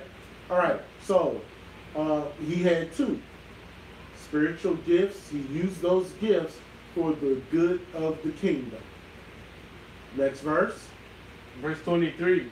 His Lord said unto him, Well done, good and faithful servant. Thou hast been faithful over a few things. I will make thee ruler over many If you things. have a few spiritual gifts, right? You have a few spiritual gifts, and you don't use them, you're going to see what's going to happen to you.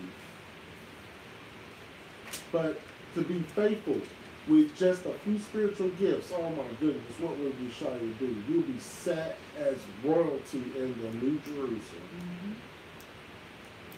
That's what it's about. That's what it's about. Next verse. Enter thou into the joy of thy Lord. Then he which had received the 1 talent came and said, Lord, I knew thee that thou art an hard man. See, we're gonna have to understand what he's saying in this Listen. verse. Listen to what Yeah. he's saying. Starting from the top again. Verse 24. Then he which had received the 1 talent came and said, Lord, I knew thee that thou art an hard man, reaping where thou hast not sown. Reaping where thou hast not sown. You gotta understand on what this scripture is saying. Finish the verse and we're gonna go through it. And gathering where thou hast not strawed. Okay? Gotta understand what this verse is saying. Verse 25 it says, Then he, who is the he? No, it's not Yeshua. Who is the he? Oh. The one who did not, who is the he though? We know it's the one who didn't use his talent. Who is the he?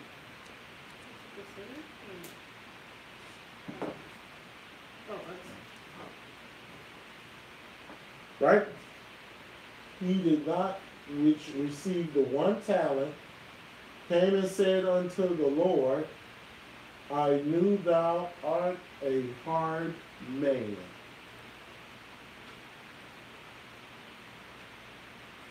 What does that mean? Before I tell you. I'll just be quiet and wait till you tell me. No. What does that mean? What do you think it means? He says, thou art a hard man. Nope. Nope. Thou art a hard man. What does that mean?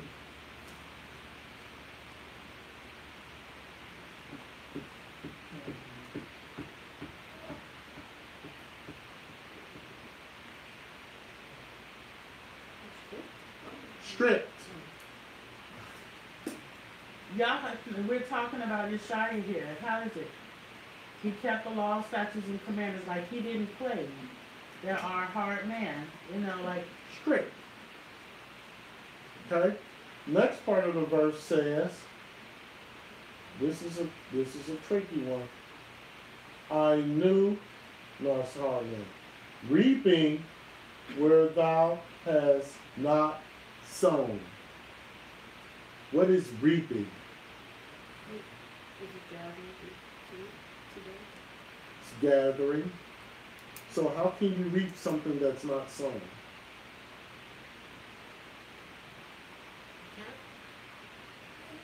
yes, you can. Yeah, you can.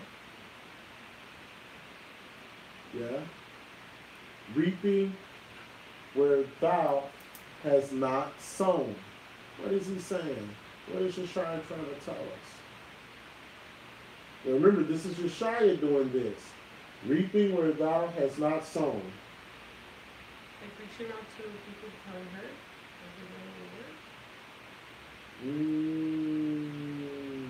Almost. Almost. Almost. Picking up where he didn't plant that. Almost.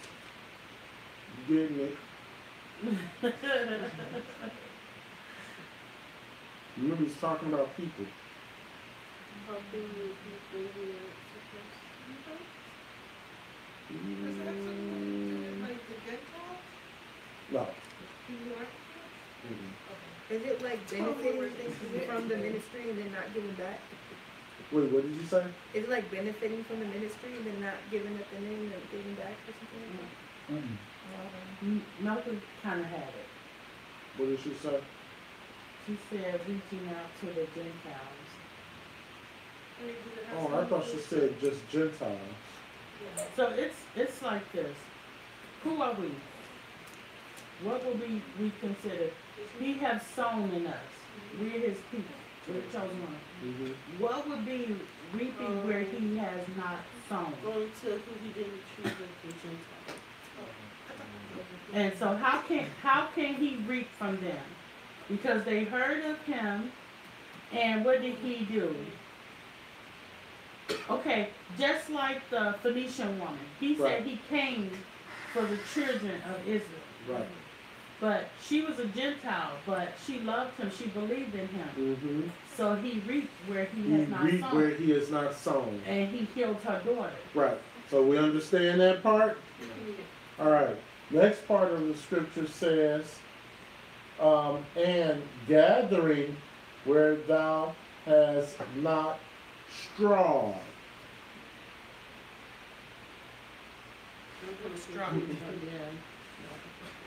Yeah.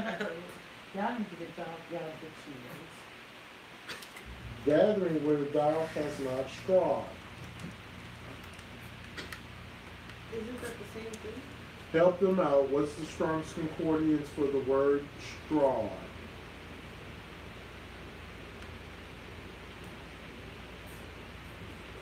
Those of you online, you can also participate. Straw, what is it? The Greek word.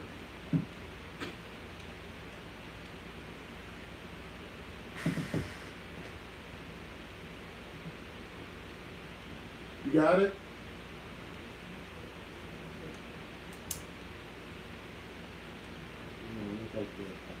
You got it?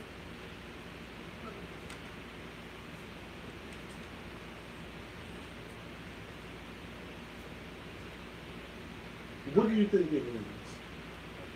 Why should we looking it up? Let's read it. Where is that? And gather where I have and gathered where thou hast not straw. What is it? It's G1287. To scatter abroad, disperse, to throw the grain a considerable distance or up into the air, that it may be separated from the chaff. Let's just say scattered. Scattered.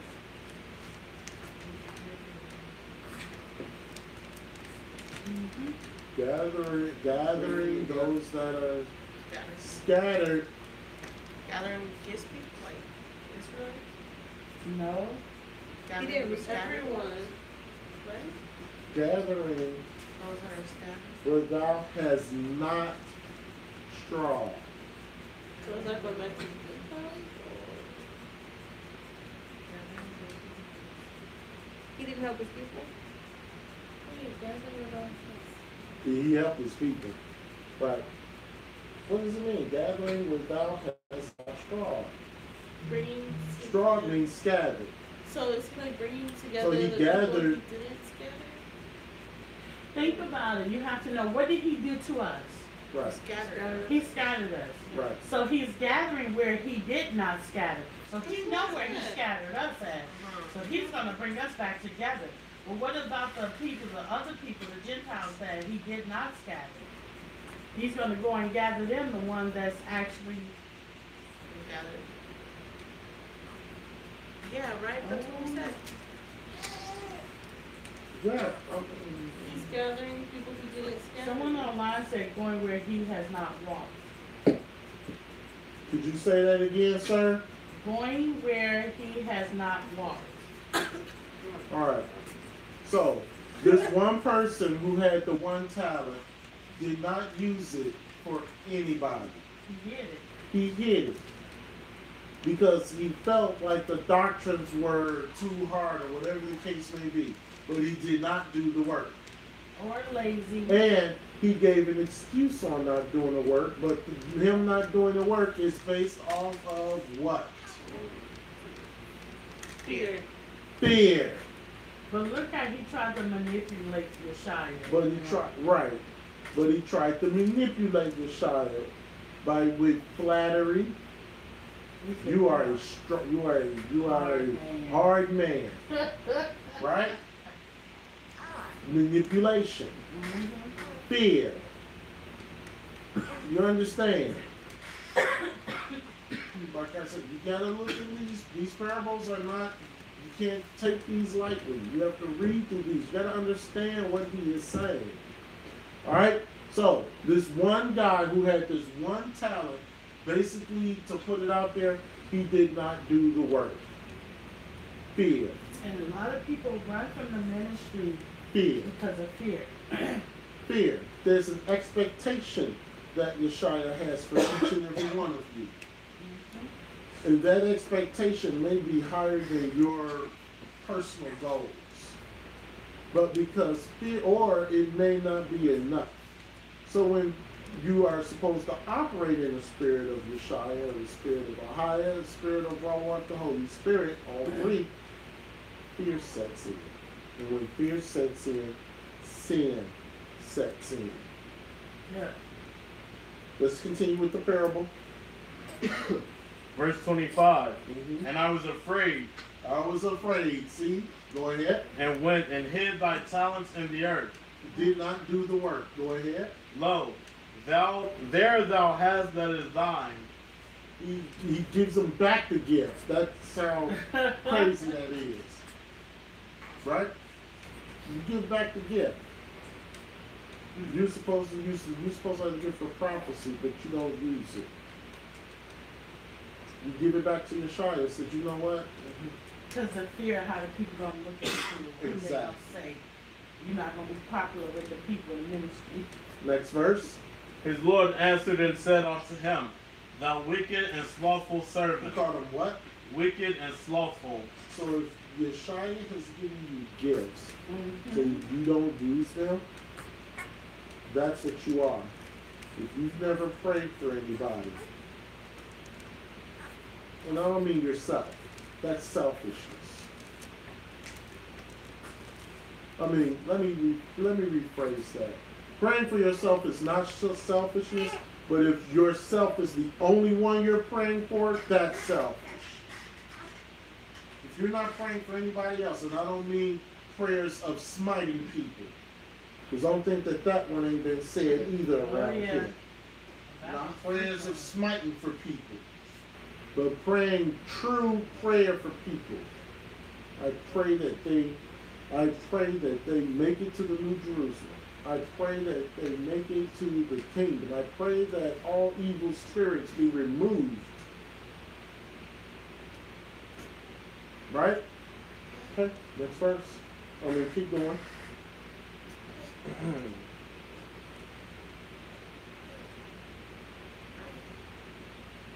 Verse 26. I'm going to start from top. Verse 26. His Lord answered and said unto him, Thou wicked and slothful servant, thou knewest that I reap where I sowed not, and gather where I have not strawed. So Yeshua said, I know you knew what you were supposed to do with the work. You knew what you were supposed to do. Go ahead. Thou oughtest therefore to have put my money to the exchangers. You were supposed to take that gift and work with it. Come on. And then at my coming, I should have received mine own with usury. I should have gotten that gift that you did, that I gave you. That gift, you should have produced something from that gift. Read. Take therefore the talent from him, and give it unto him which hath 10 talents. So I'm going to take the gift that I have put in you, and I'm going to give it to someone else. Now, we have heard of this before. Yes, a little we have. side note. With Elijah and, what was it, Elijah and Elisha. Yeah, when he went up, he asked for a double portion. He asked for Elijah's portion. So, it is possible. Yes, it is. Yes. Okay, so now Yeshua takes away whatever it is that is in you. Yep. Reprobate mind. Read. Verse 29. For unto everyone that hath shall be given. Everyone that hath shall be given. Read. And he shall have abundance. And he shall have abundance. Come on. But from him that hath not shall be taken away, even that which he hath. So whatever it is that Yeshua has put in you, gone. Read.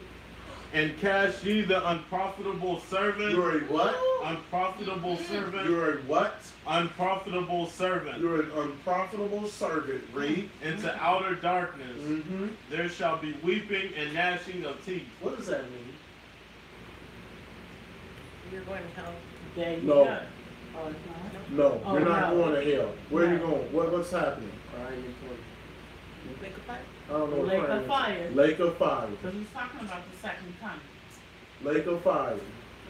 So with that being said, you have been in here 1 year, 2 years, 3 years, 4 years, 5 years, 6 years in this ministry, and you're not operating in any type of spiritual gift. Because this man at least got one. You at least get one. And even if your one gift is the spirit of discernment, and you're not even doing that, what are you? What did Yeshua say? Unprofitable servant. There you go. So you're wasting your time. Well, see, we're learning something on the way to learn something. And the Holy Spirit gave us this. And we have went through this parable of, out of 10 years, a lot of times we have. We need to revisit these parables that we have. Yeah. How many parables are there in the Bible that Yeshua spoke Ah, of? that's like your epistles, you know? How many parables are there? I forgot. Check a guess. I'm not expecting anybody. In fact, if you do know it, wow. How many parables in the Bible? How many parables are what Yeshua spoke? How many? Yeah, that's how he spoke to the people.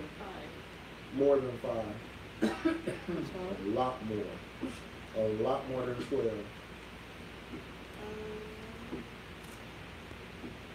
12 People on YouTube. How many parables you think? People on YouTube, don't go to Google No.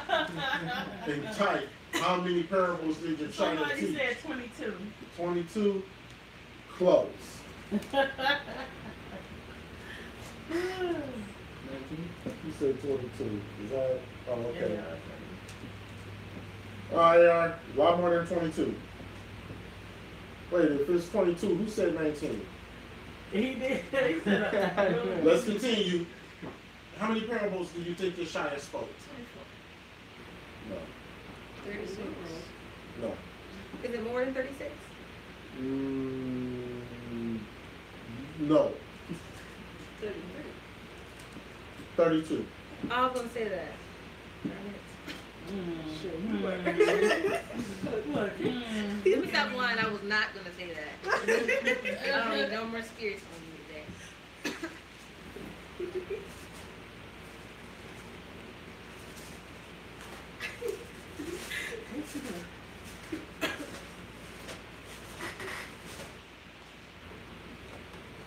Everybody in here should be operating, and let me tell you something. My granddaughter, that's not even 2 years old, is operating in discernment of spirits. Okay? Oh, she's 2 when she turned 2. 2. Okay, so she's 2 now, and she operates in discerning of spirits, of demons. She has that spiritual gift. Yes, she does. She's only 2 years old. So come on, people. You let a 2-year-old out do it? Actually, it's 39. I apologize. It's 39. The candle under the bushel. A wise man builds a rock. Unshrunk.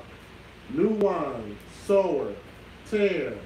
Mustard seed. Leaven. Hidden treasure. Pearl. Net. Lost sheep. Unforgiving servant. Laborers in the vineyard. The 2 sons.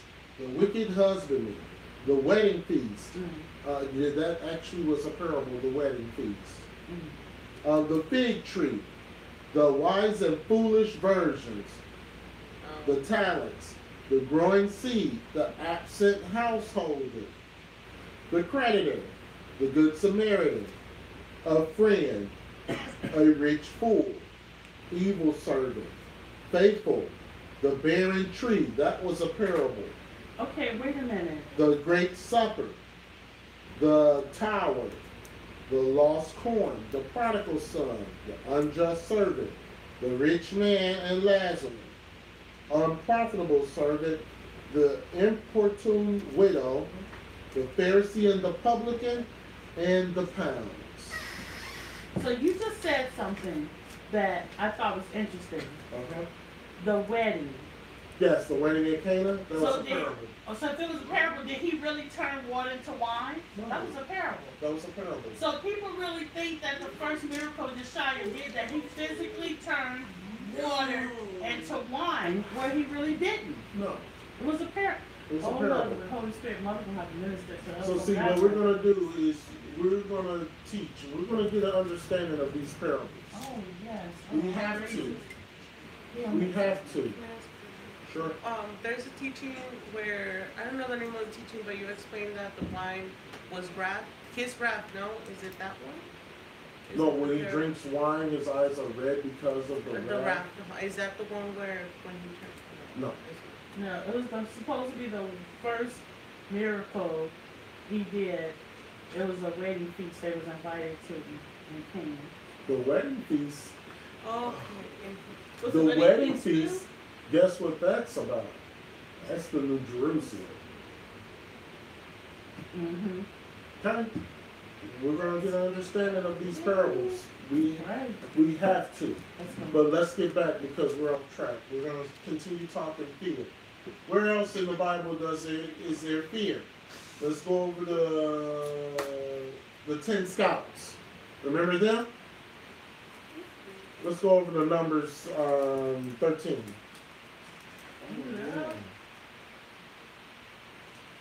See, if I would have said the 12 scouts, everybody would have got it. But there were 12 scouts, but there were 10 scouts that had fear. So let's go over to Numbers 13. We're going to start at verse 1.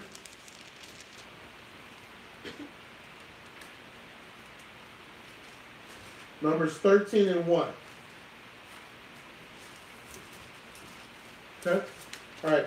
13 and 1. Let's read it.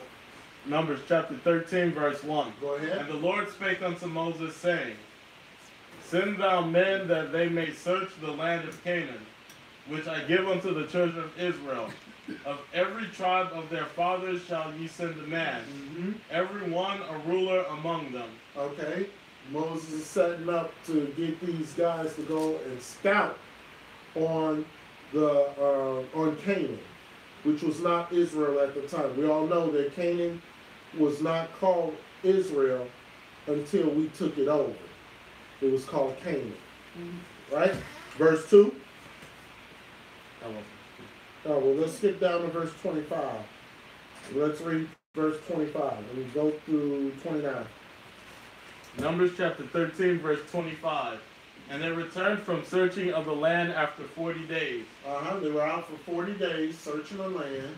Go ahead. And they went and came to Moses and to Aaron, and to all the congregation of the children of Israel, unto the wilderness of Paran the Kadesh, and brought back word unto them and unto all the congregation, and showed them the fruit of the land. And they told him and said, We came unto the land whither thou sentest us, and surely it floweth with milk and honey, and this is the fruit of it. Verse 28. Nevertheless, see, that's where the fear spirit came in. That's where the fear spirit is operating now. Nevertheless, the people be strong that dwell in the land, and the cities are walled and very great.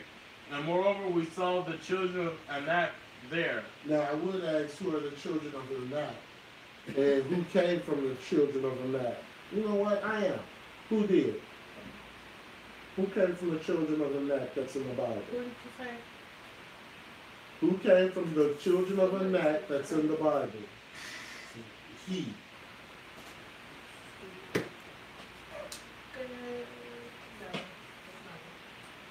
Who? Who do you think? The very strong people. Goliath. Right? Goliath. The children of Anak. Alright? That was Goliath. Read verse 29. The Amalekites dwell in the land of the south. Come on. And the Hittites and the Jebusites and the Amorites dwell in the mountains. And the Canaanites dwell by the sea. Okay, go ahead. And by the coast of Jordan. Alright, so they're saying all these strong people, fear spirit got in because it's like these people are too big and too strong for us. We cannot take them over, right? Let's go over to Numbers 14 and read verses 1 through 4. Okay? Numbers chapter 14. So see, when one person has a spirit of fear, guess what? The spirit transfers. Let's read this. Read Numbers 14:1. Numbers chapter 14, verse 1. And all the congregation lifted up their voice and cried, and the people wept that night. See that? Because of these 10 fear-based people. Now the whole congregation is just going off. Because of what somebody said. They didn't Because see of it. what somebody said. They didn't physically see it. Well, you just gave that analogy where if you have a crowd of people, somebody start running, then everybody start running. Right. But they don't even know what they're running They don't from. even know They what they're running from. hurt. They didn't see anything. Right. Yeah. It happens. Read. Verse 2. Come on. And all the children of Israel murmured against Moses and against Aaron. And the whole congregation said unto them, Would our power that we had died in the land of Egypt, or would our power we had died in this wilderness? Who died in this wilderness. See, fear now is bringing up rebellion. This is what sin does. Start off with fear. They were fearful. Now they're being rebellious. Keep going. Verse 4. And they said one to another. No. Shlakia, verse 3. And wherefore have the Lord brought us unto this land, to fall by the sword, that our wives and our children should be a prey? All right, see that? Fear. Mm-hmm. Fear switches. Because now they're talking against Yeshua. Fear switches. Read. Were it not better for us to return to Egypt? Verse 4. And they said one to another, let us make a captain and let us return into Egypt. So they say, let us get a captain and we're going to go back to Egypt. Now, granted, they've been out in the wilderness for some time now. But see, this is what fear does. It makes you start making and saying all kinds of bad decisions. Well, look at the parable of the talent. He went and hid it in the ground. Correct. Okay? All right, that's what fear.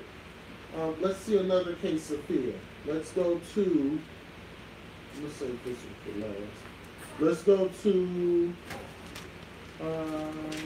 Peter, denying Yeshua. That's a good one. Mark 14.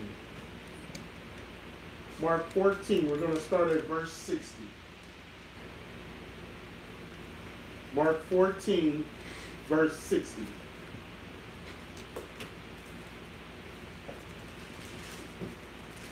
Mark 14. Yes, Mark 14. Oh.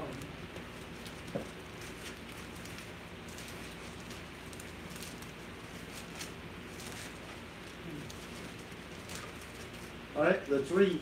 Mark chapter 14, verse 60. Mm-hmm. And the high priest stood in the midst and asked Yahshua, saying, answerest thou nothing? What is it which these witnesses witness against thee? But he held his peace and answered nothing. Again the high priest asked him and said unto him, art thou the Mashiach, the Son of the Blessed? All right, everybody know this is the first trial that Yeshua is going through, right? Let's read 62. And Yahshua said, I am. And ye shall see the Son of Man sitting on the right hand of power and coming in the clouds of heaven. Mm-hmm. Then the high priest rent his clothes and said, what need we any further witnesses? Verse 64, ye have heard the blasphemy. What think ye? And they all condemned him to be guilty of death. See, Peter is seeing this. Peter is witnessing all this. All right, so now they said, okay, we're going to convict you, we're going to kill you. Peter is seeing this. Verse 65. And some began to spit on him and to cover his face. Spit on him, cover his face. They're punching him in the face. Go ahead. And to buffet him. Uh-huh. And to say unto him, prophesy. And the servants did strike him with the palms of their hands. Peter is seeing all this. So see, that spirit now got in Peter. Next verse.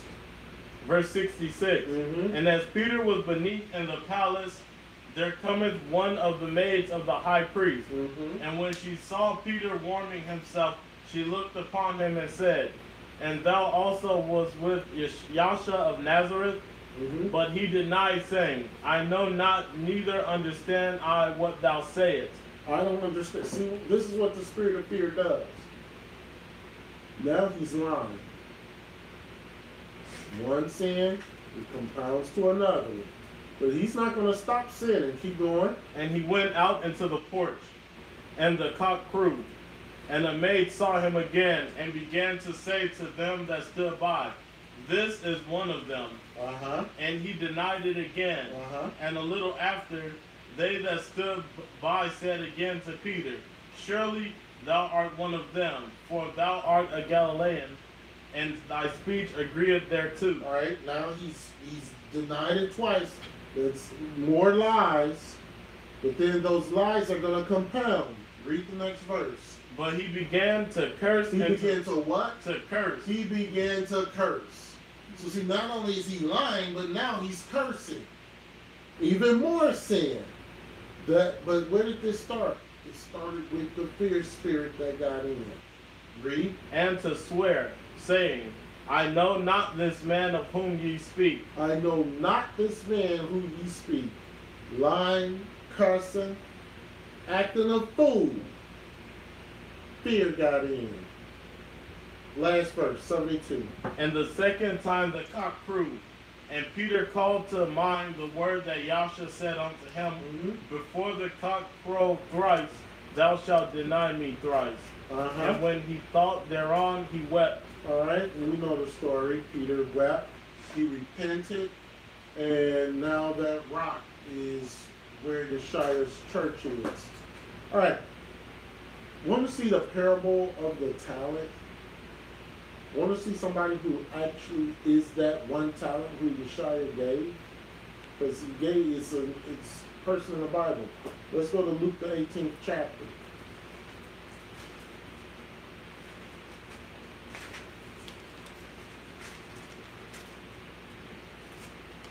Luke chapter 18. I'm sorry. Yes, Luke chapter 18. And we're going to start reading at verse 18. Here's a talent in action. Right? Luke 18, and we're going to start reading at verse 18. Luke 18 and 18. All right, let's read.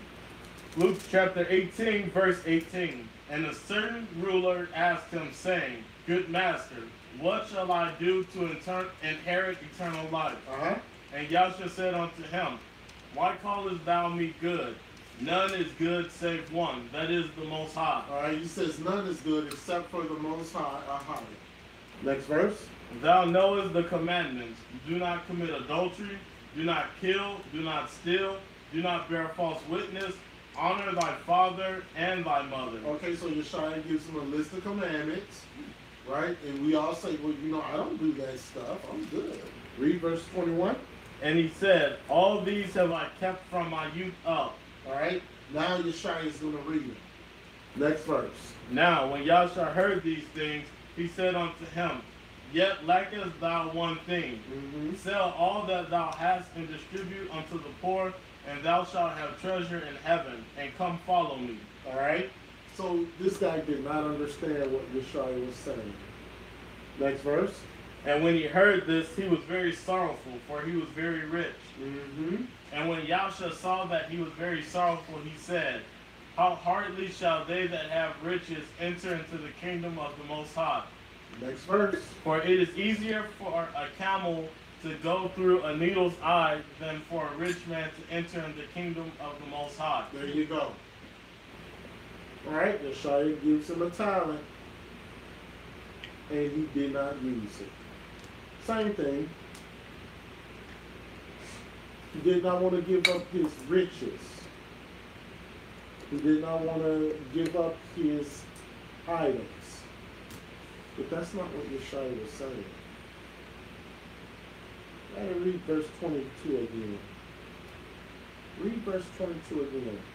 Let's see what Yeshua was. Let's see if Yeshua was telling him to give up his riches, or what was he saying? Read. Now, when Yahshua heard these things, he said unto him, Yet lackest thou one thing. You lack one thing. Read. Sell all that thou hast, and distribute unto the poor, and thou shalt have treasure in heaven, and come follow me. What is the one thing he's lacking?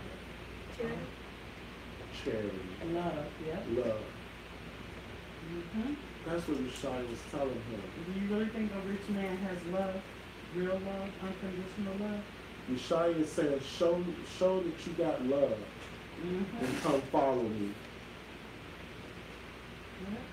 See that? Okay. This is one of the parables Yeshua had. He's talking love. You need to break down this stuff. I know. Someone We taught us because years ago.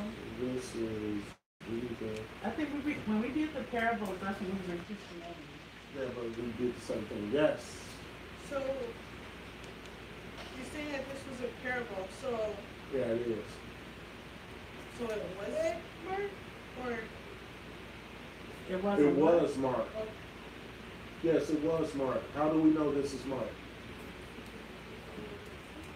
Because if you read this same parable in the Gospel of Mark, there's something a little different.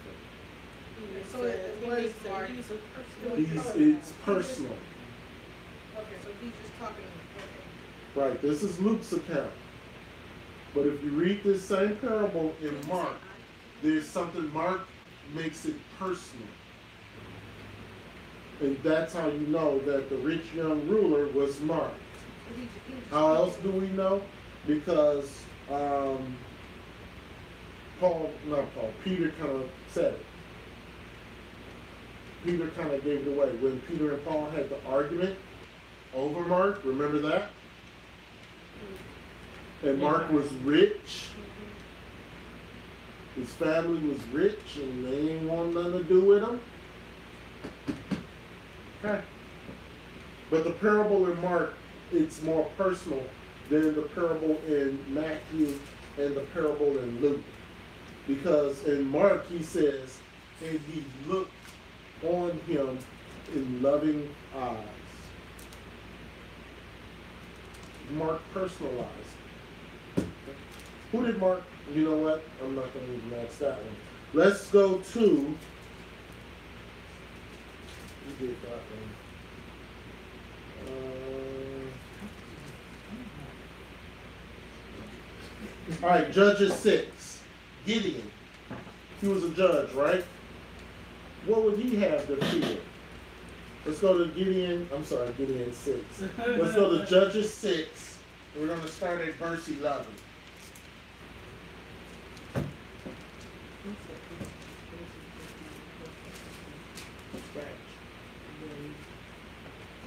Judges 6 and 11.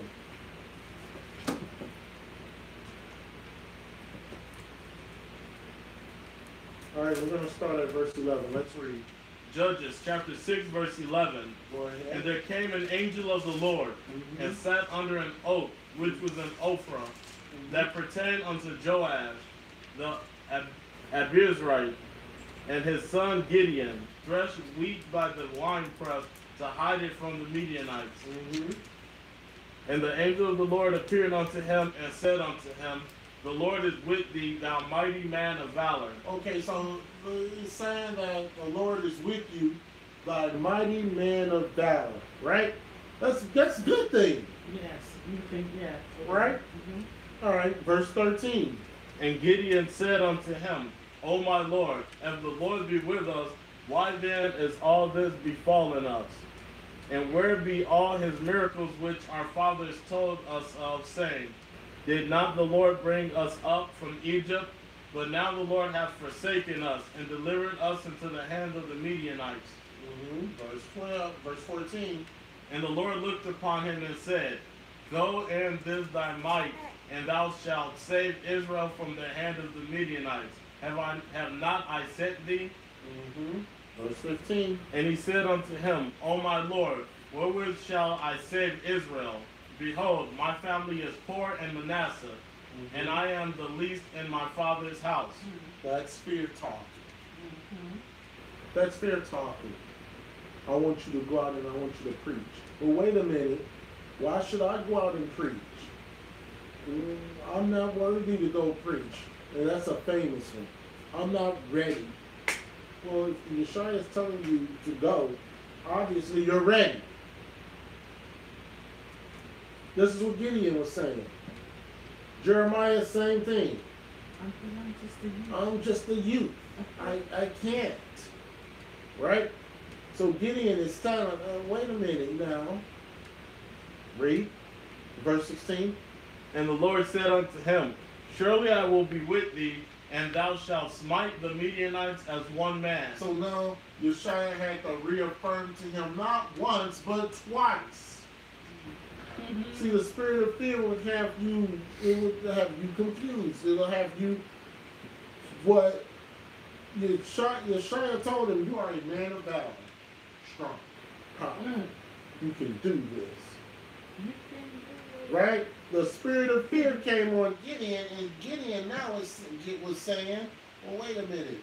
I'm from Manasseh, the poorest tribe there is. The spirit of fear makes excuses. Oh my goodness. The spirit of fear makes excuses. Makes excuses up. I still got some stuff I need to Right. 17. And he said unto him, If now I have found grace in thy sight, then show me a sign that thou talkest with me. Fear. I mean, really? Confirmation. No, I need 14, 15 confirmations, right? He's saying, if I found grace. If I found grace. He already told you you're a man of valor. He already told you you're going to do this great thing. I'm with you. I'm with you. And then he said, if I found grace in your sight. Here. Right? And then he said, show me a sign that you're talking to me. Oh, this is nasty. Show me a sign that you're talking to me right now. I said you were a man of valor.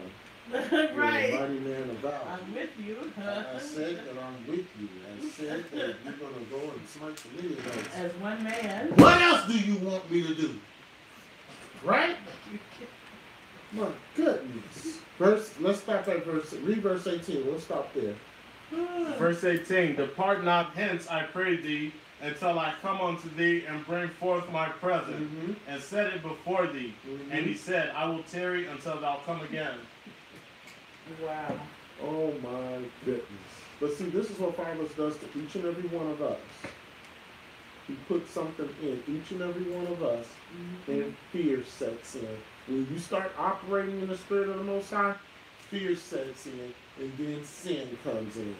True story. Every time somebody starts doing good in here, we was like, well, we see your growth, we see this, what they do.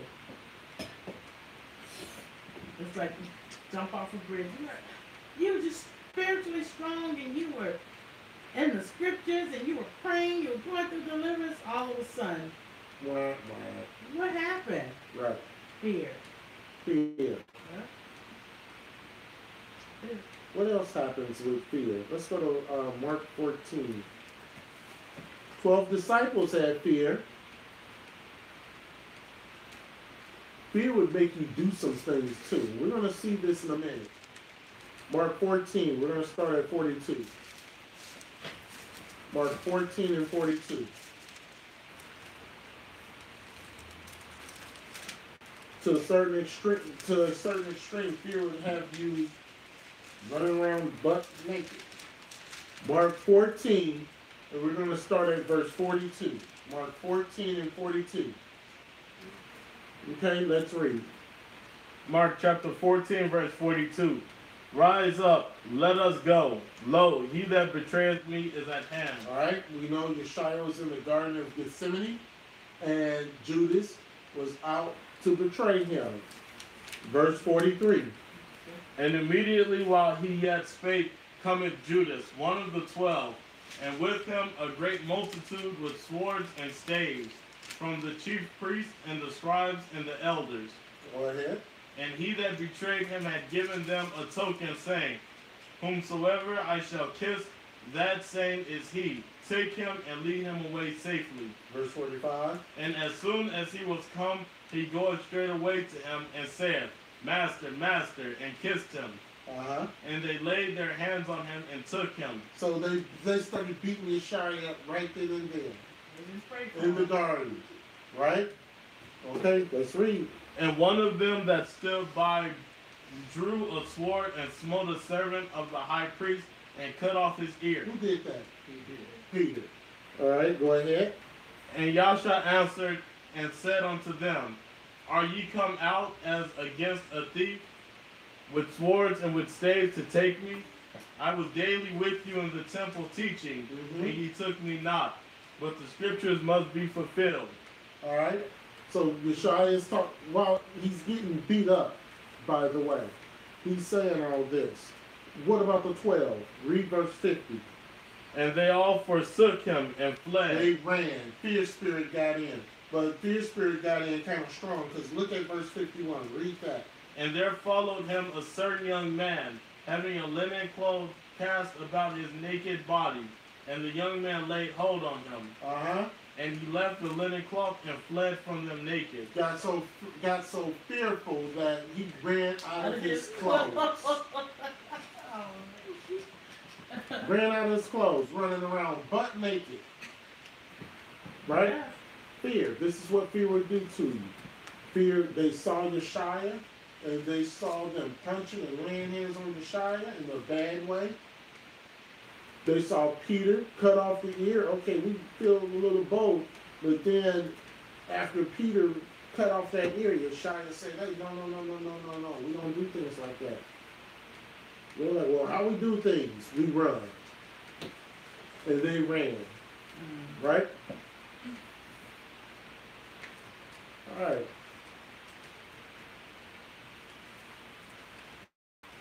Let's see a different fear. Remember earlier I said that fear is always getting a bad rap, right? But let's go to the centurion. Let's go Matthew 27. Let's go to Yeshua's crucifixion. Matthew 27, and we're going to read one verse, verse 34. No, we're not going to read Matthew 27, 34. We're going to read Matthew, yes, we're going to read Matthew 27, and we're going to read verse.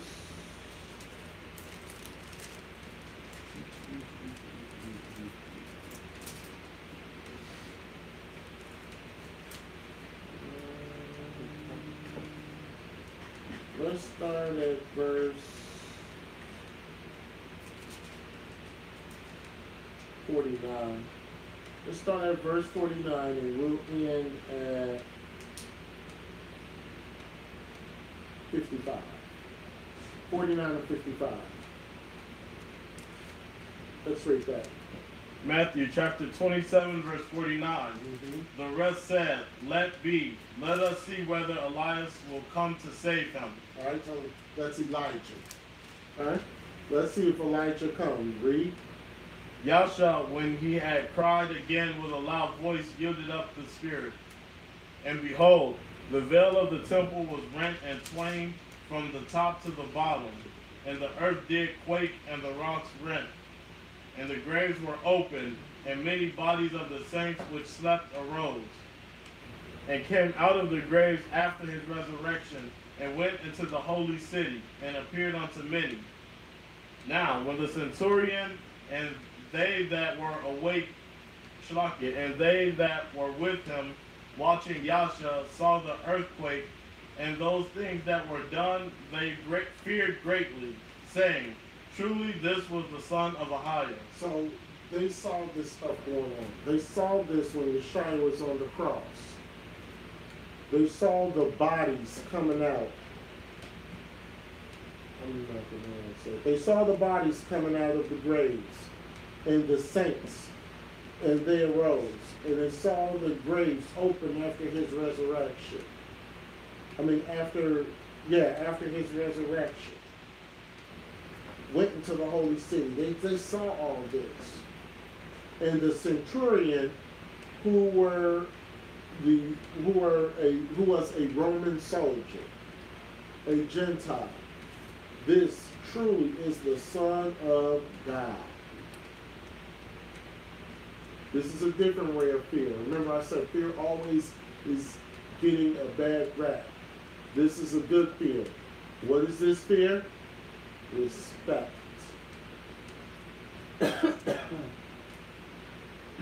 Respect.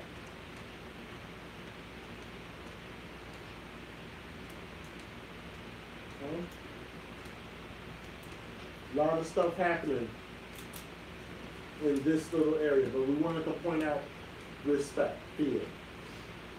If this is if you don't have respect of Yeshua or fear of Yeshua, you will not make it to the wilderness, not even to the New Jerusalem, right? Let's just read 55. Verse 55. And many women were there beholding afar off, which followed Yasha from Galilee, ministering unto him. Okay? All right.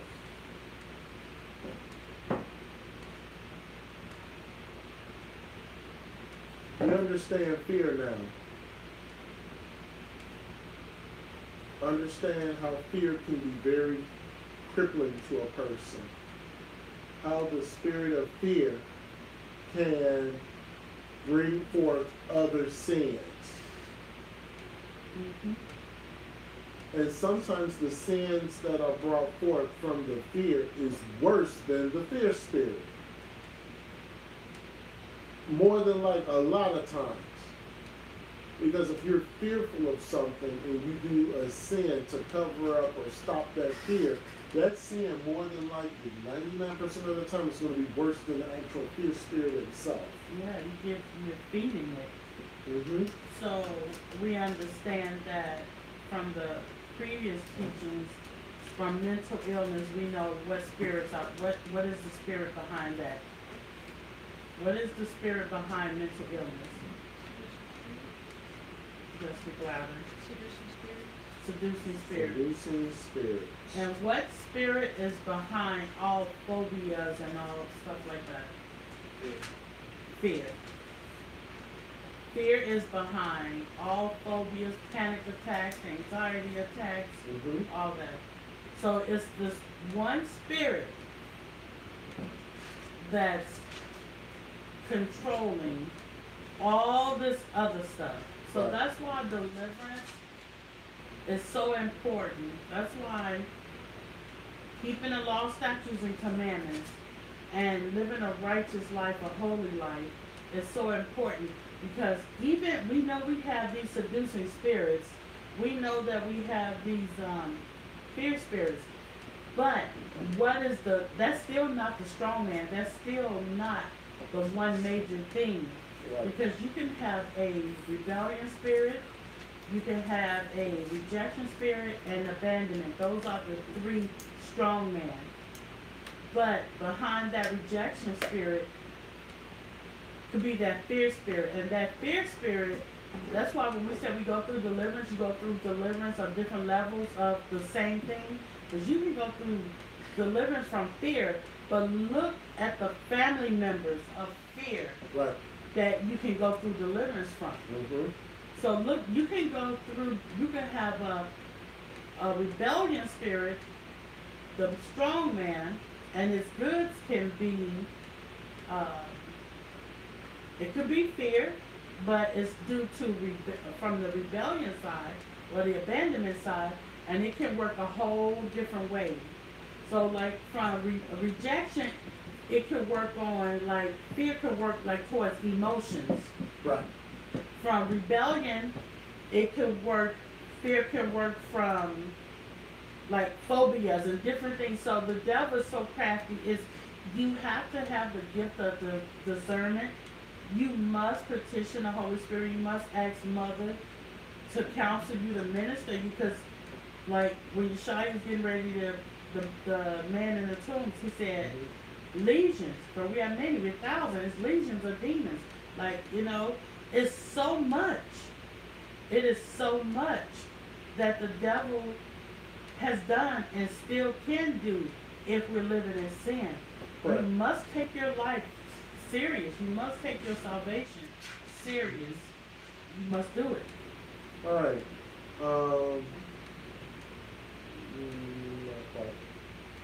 Let's go to 2 Corinthians 10 and 5. So, what are the spirits that you cast out? Cast out the spirit of fear, mind control, manipulation, occult, hate, bitterness, unforgiveness, forgetfulness, fearless, anxiety, confusion, envy, jealousy, gossip, compromise, cravings, mental illness, depression, hopelessness, despair, addictions, lust, torment, terror, fears of all kinds, fears of the dark, fears of the unknown, fears of demons, fear of elevators, fear of heights, and it goes on and on and on till you get set free and delivered. Excuse me. 2 Corinthians 10 and 5. Read it. 2 Corinthians chapter 10, verse 5. Casting down imagination Mm-hmm. and every high thing that exalteth itself against the knowledge of the Most High, Uh-huh. and bringing into captivity every thought to the obedience of Mashiach. Every thought. Yep. Every thought. You have to bring into captivity every single thought. You cannot, you get a thought, a fiery dart, and you act on it. You are Satan. There is no, I was feeling bad. You are of the devil. So I have a question for you. Sure. So it said casting down imagination. Yes. Well, what about when we're younger, when you're in school, and they told you to use your imagination? Well, you shouldn't be in school anyway. Young people should not be in school. You should be homeschooling your kids. Okay? All right. So, that's what we're going to talk about with fears and phobias. We're going to save some information because we're going to be doing a teaching later on this summer. When we go through our spiritual month, which I believe we're going to do that for August.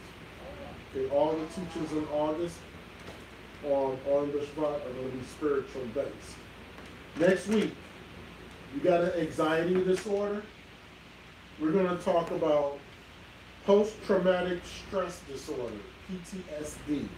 We're going to talk about panic disorders, and we're going to talk about obsessive compulsive disorders.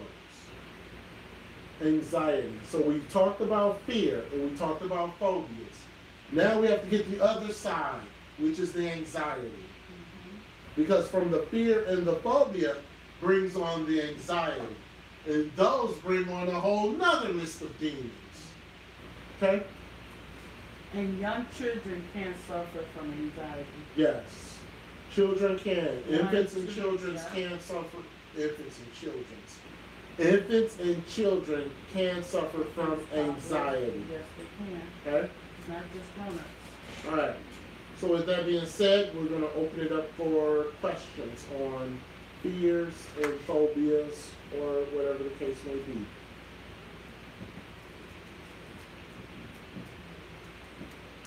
No questions here? Great. You all need to better overcome. What about on the chat?